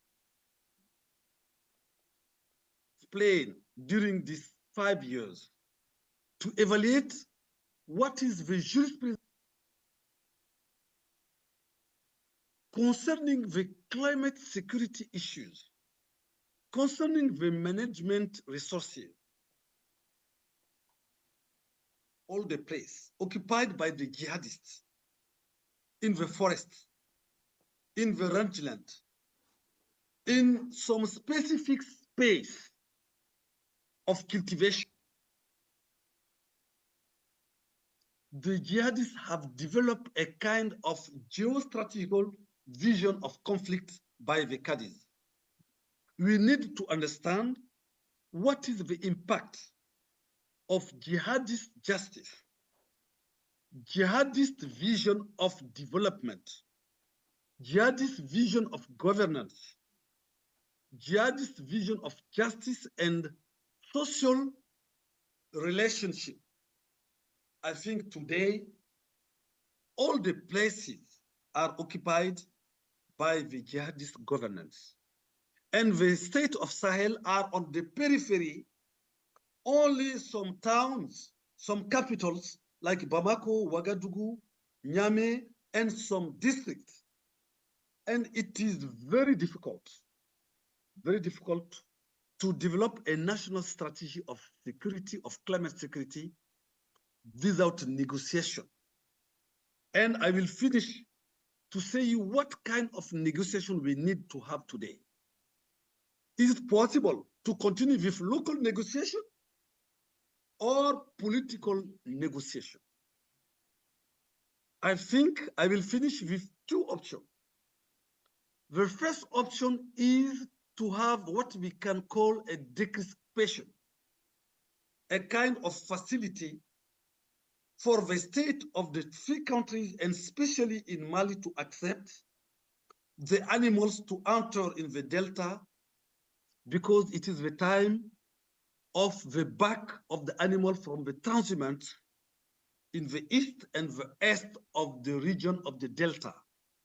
If the animal comes with calm, with soft, and they will enter in the delta in the next month, because we have many water in the delta, linked to the special campaign of water because this hivernage is very, very fruitful and meaningful. The first option is to accept pastoralists to play pastoralists and animals. This is the first step. The second step is to start negotiation with people called leader in Mali and other space of the Sahel to start what we can say very viable and sustainable negotiation with the group of jihadists in the central Mali and Vishnim. It is depend to many things, like a doctrinal debate. I will finish what I said in my paper. I wrote to the government and to present during the national dialogue in May what we can say doctrinal debate with the jihadist group.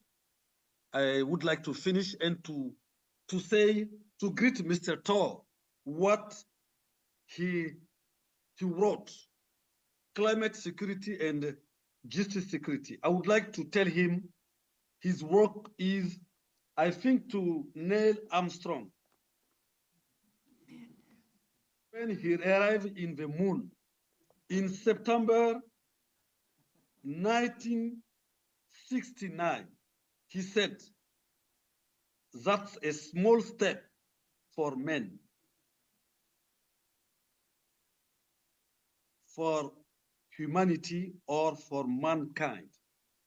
The work of Tor is, I would like to compare, not to Neil Armstrong. He's not Neil Armstrong, Tor. Tor.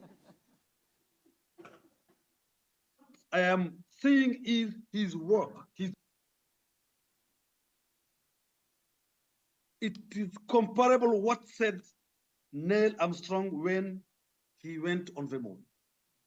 I would like to conclude in the point of view for Victor Hugo. He said in French, soyez comme l'arbre. Please, you can be a tree. You can change the sheet of the tree, but never the root. Never opinion, but never your principles, your principle. I think Tor is a man, and his work on the roots of political ecology analysis and climate security issues. I would like to thank him for his very, very meaningful and fruitful work. He has had this work for Norway and for the humanity. Thank you very much.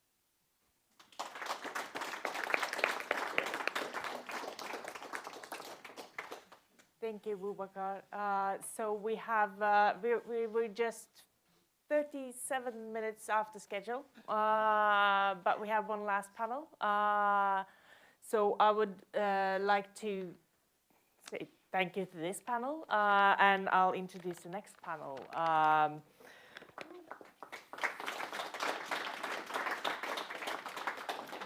would like to welcome Halvard Buhaug from the Peace Research Institute, PRIO, in Norway, and Tor Arvid again back on stage.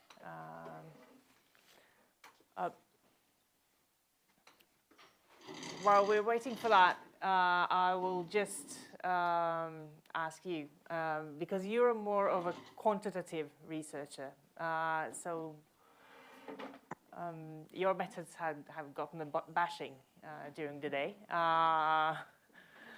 So how do you see this? I would call it not an argument, but a dialogue between quantitative and qualitative methods in way of, as we talked on the last panel, untangling this mess we all got in.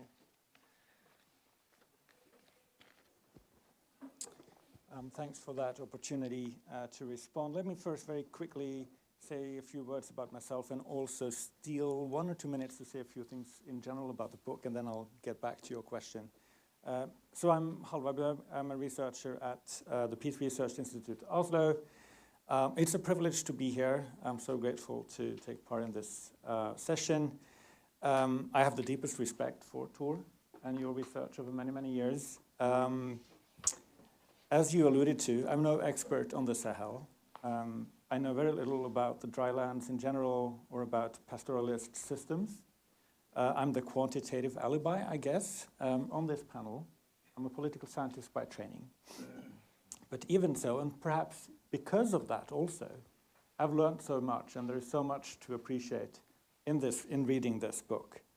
And you highlight the importance of context in your book, and I have to say also, knowing a bit about your personal context makes the reading of this book even more powerful, even more impressive, but certainly also rather touching.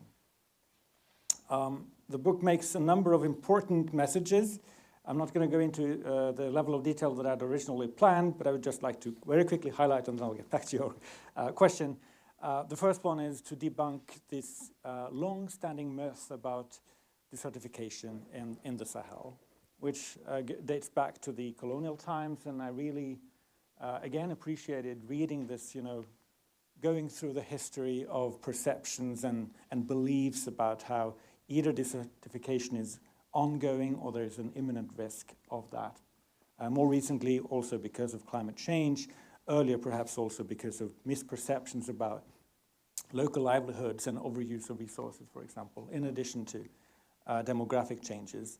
And I think the evidence that you bring forth and your arguments are compelling in demonstrating how this is largely a myth.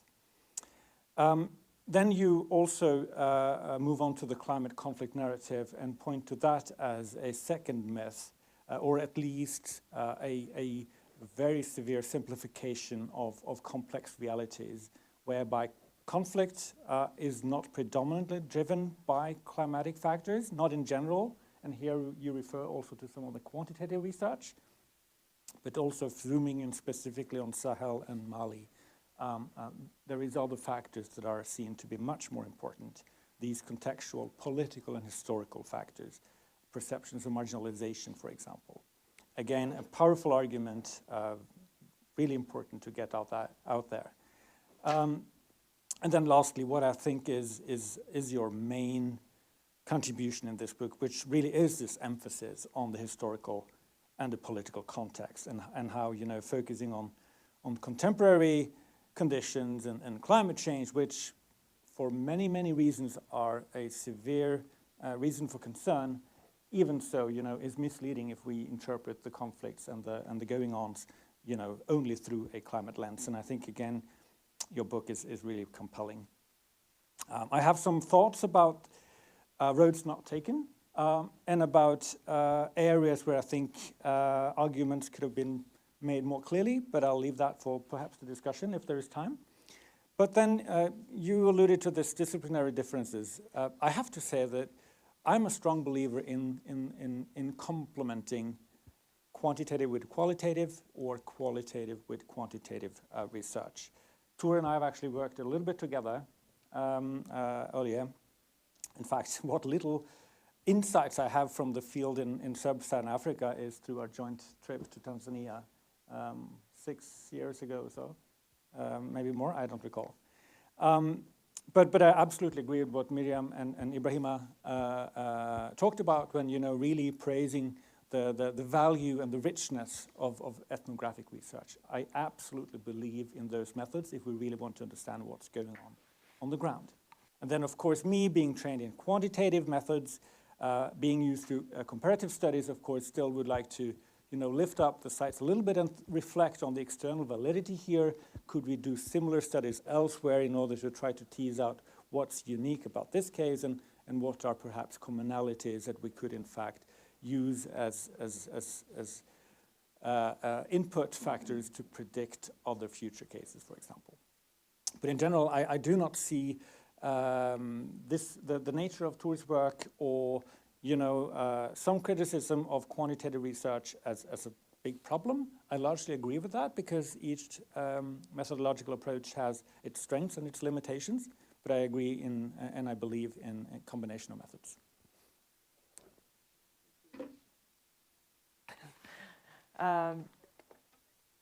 This panel, it was supposed to be 4 people in this panel, 2 of them still in the UK. Since we've had some technical problems and it's a bit short of time, we try to do most of the discussion in this room. So, I'll try to give each of them 5 minutes if they're still there. Could we have Camilla for 5 minutes on the topic of the panel?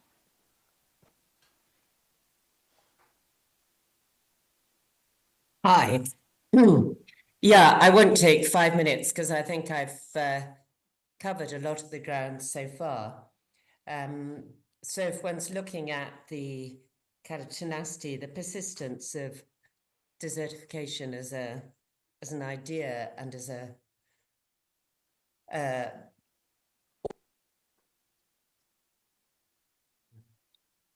governments and the international community in thinking about climate change. I mean, I think there are 3 things I wanted to put forward. One is, as I mentioned in my earlier intervention, I think there's a kind of Garden of Eden narrative, whether we're talking about,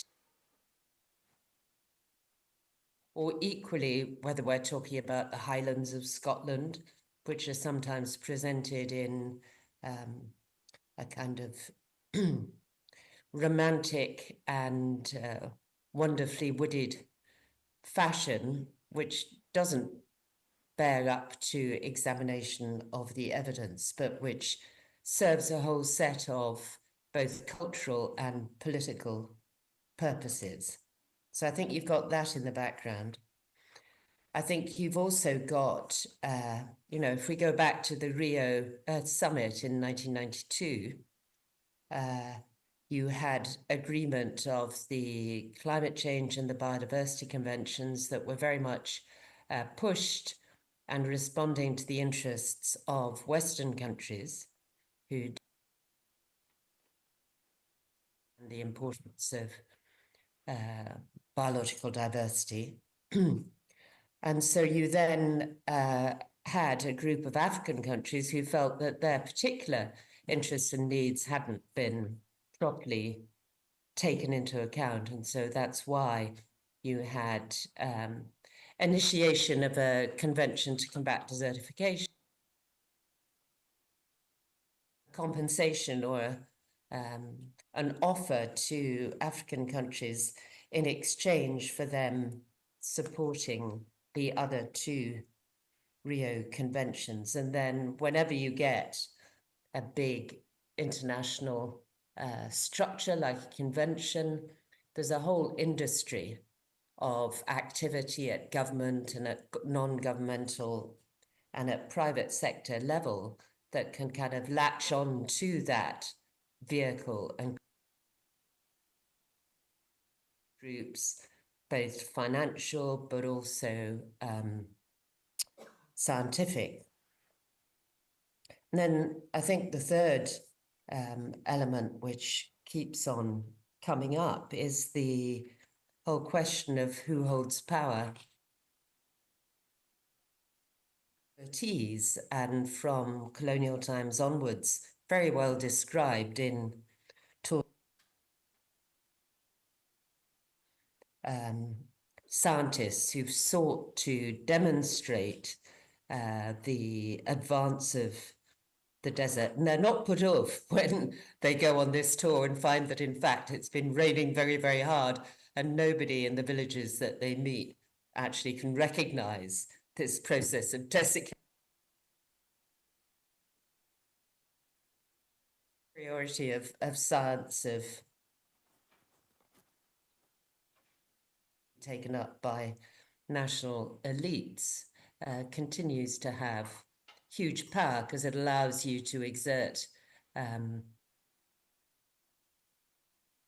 by taking over land and decision-making from people who have been living and working there for many generations. And I'm profoundly shocked when I meet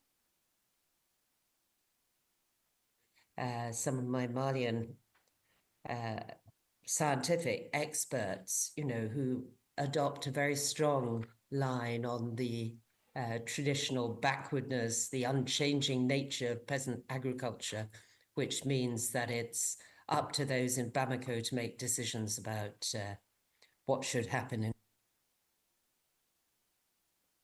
transferred or provided the tools for national elites to take on the kind of control and management role that the colonial governments had established. So difficult to know where we go from here, given that the whole debate is so caught up in in these power struggles.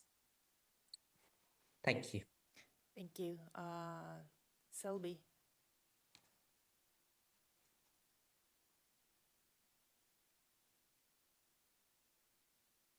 Selby, do you want to comment?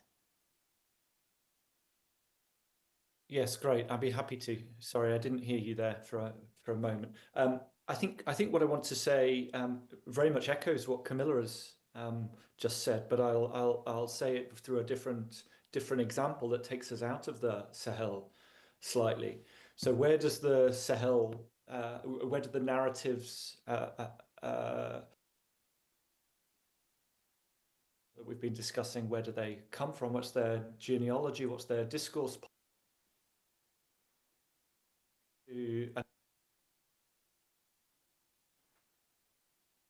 Change as a factor in the start of the Syrian civil war. Where did that narrative come from? How did it develop? Well, the way I would tell it is this. The narrative really started from the Assad regime.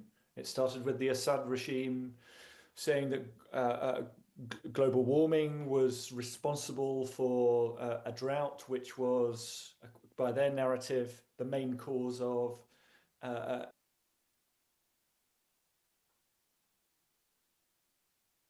run up to the civil war. In the Assad regime, taking diplomats up to the northeast of the country and telling them, look, this landscape is being destroyed by. The second step in the development of the narrative was that these claims were taken up and developed by various international organizations, especially the FAO, the Food and Agriculture Organization, which hadn't been working in Syria for very long, depended upon sort of having a good relationship with the Assad regime in order to, or at least a workable relationship in order to be able to work in the country. And it's quite a sort of conservative, technically oriented organization anyway. And there, of course, was a drought in the clearly linked it with climate change. They didn't link it with any other fact. Very apolitical, depoliticized account of what was happening.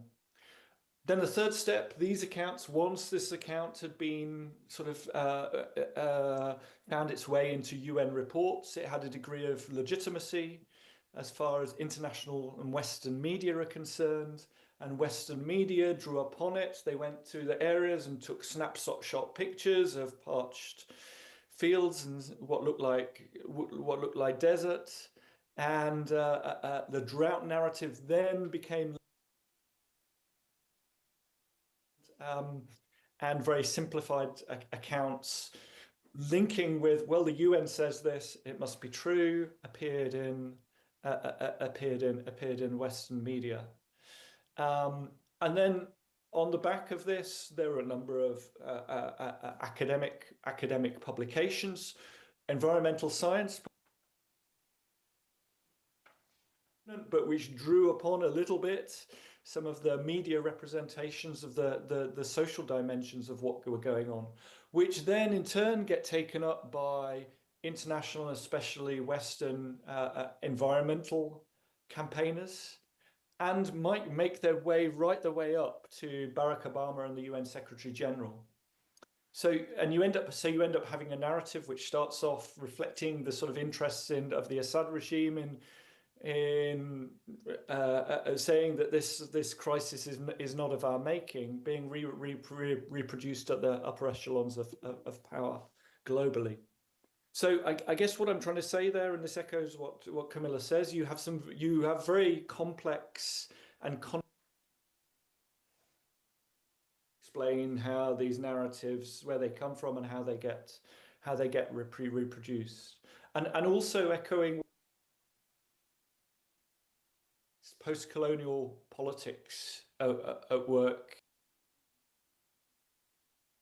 of narratives anymore just coming from the West or being reproduced just by the West, but often these narratives are ones in which post-colonial regimes and elites are now quite central to reproducing them, and that they get in turn reproduced by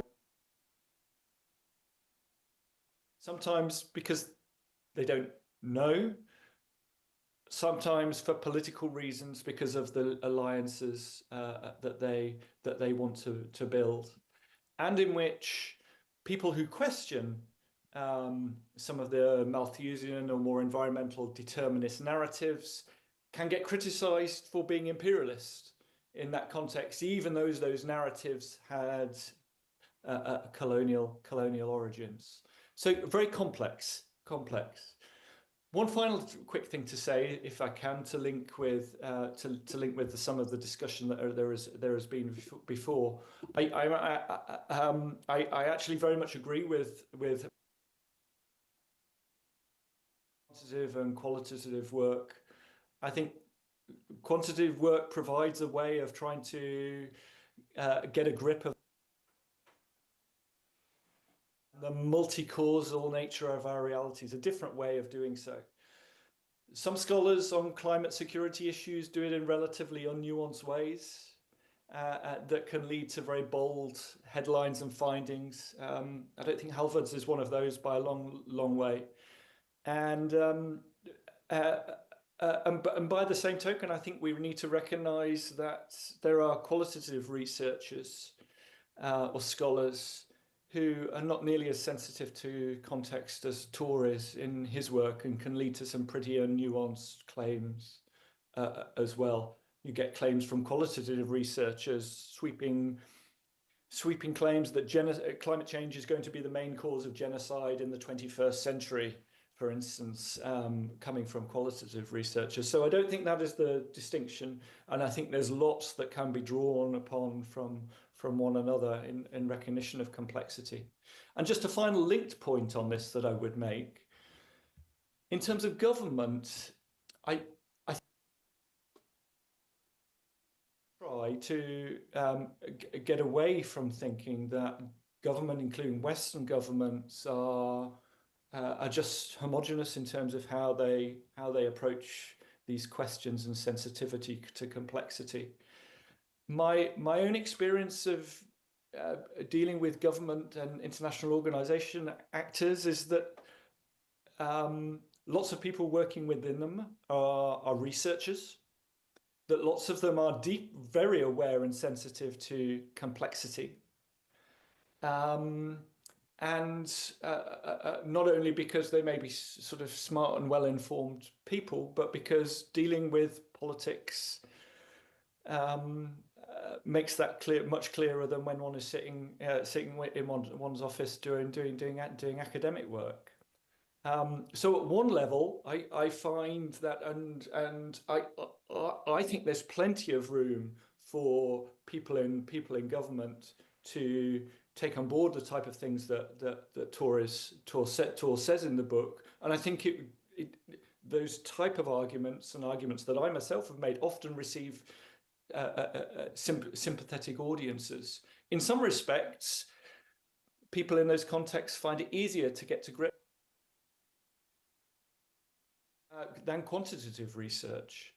I think the problem becomes when policymakers require simple messages to be passed up to people above, and then those simplified messages get reproduced. So that's to say, I think there is potential and spaces for change within such context, to end on a slightly more positive note. I'll finish there. Thank you. Thank you. It sounds like we're all caught in a machine.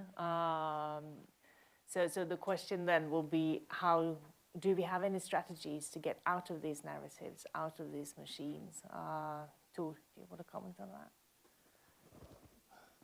Well, I suppose the strategy would be to first be clear about what's happening. So the question in this panel is, why is the climate security narrative so dominant in discussions, especially policy and media discussions about the Sahel? And the answer I give in the book is that it serves as a form of greenwashing.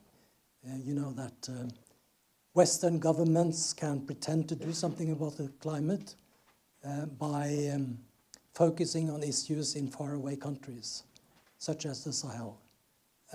We've seen, for instance, when Norway was recently temporary member of the Security Council, the Norwegian government pushed this climate security agenda.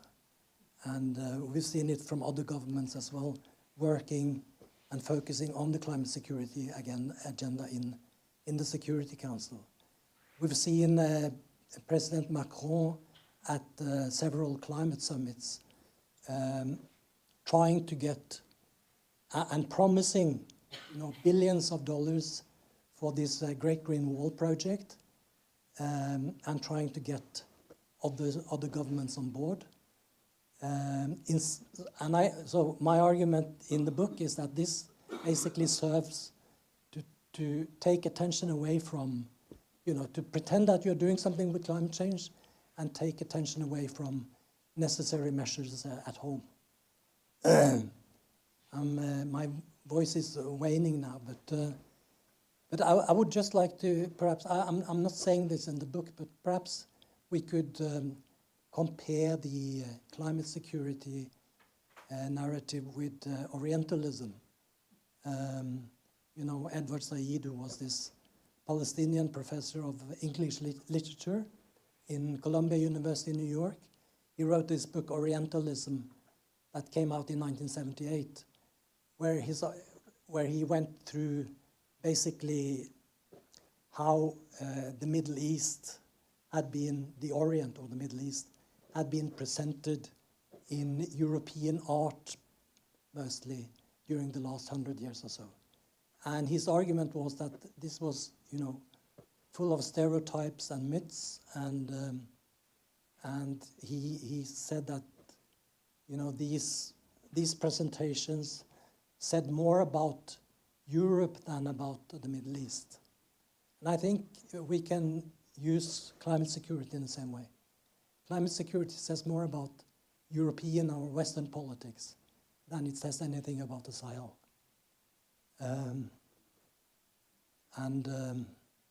Yeah, I think that's basically what I wanted to say. We can't see this as an Orientalist discourse. And of course, why do we have this Orientalist discourse?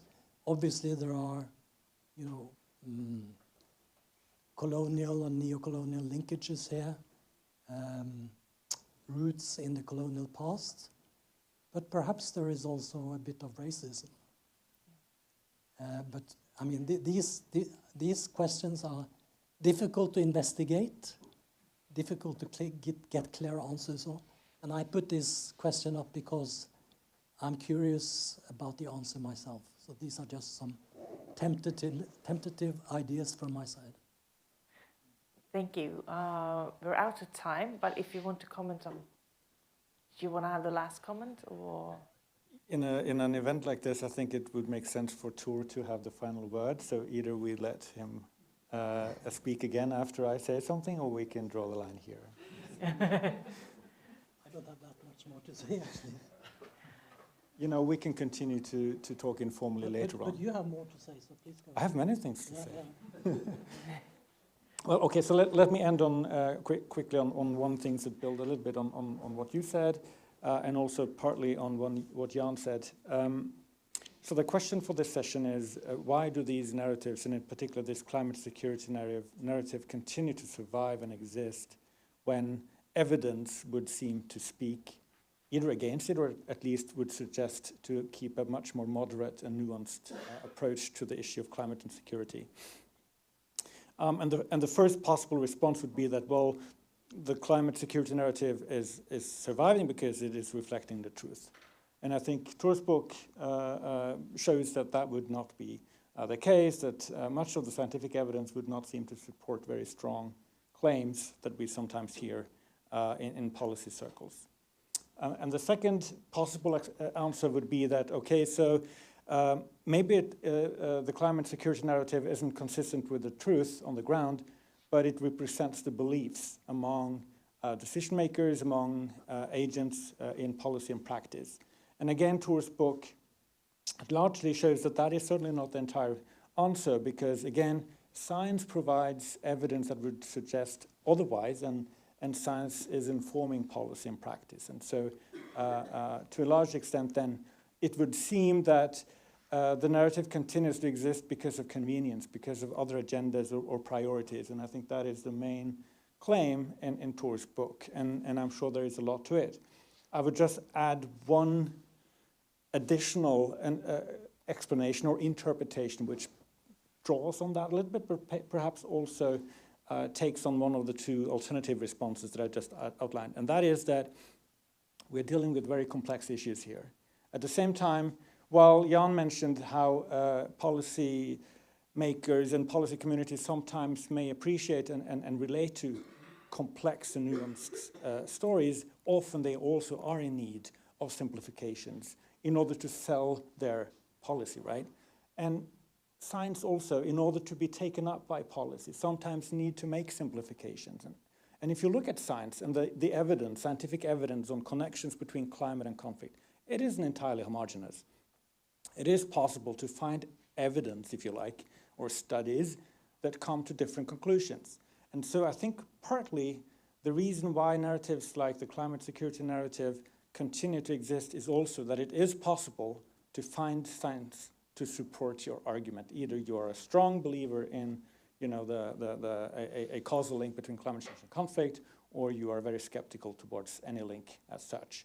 And so I think both the complexity of the issue and the need to have, or at least the perceived need to have, a simple message in order to be listened to by decision makers, and the fact that science itself is quite heterogeneous, I think also adds to understanding, or should add to our understanding of why this narrative continues to exist. Thanks. Do you want to comment on that? Yeah, I agree with a lot of what you say, Halvard. I'm not sure that science is so heterogeneous on climate security, though.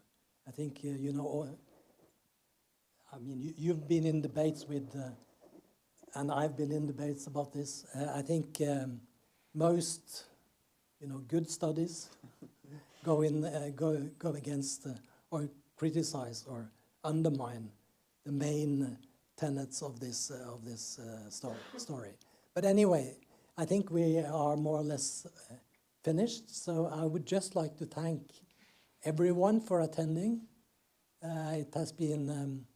It's a great honor for me to see you all here, and thank you also for all, I don't know how many have followed online, but I also thank the audience online and for and I am grateful to the panelists, those who are here and those who are online. So thank you very much. And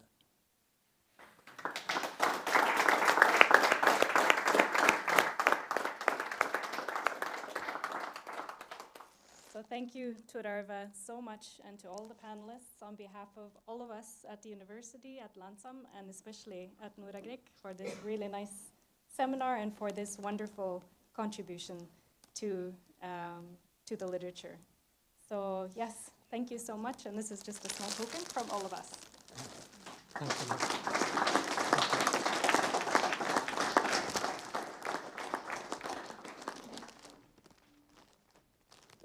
is lunch.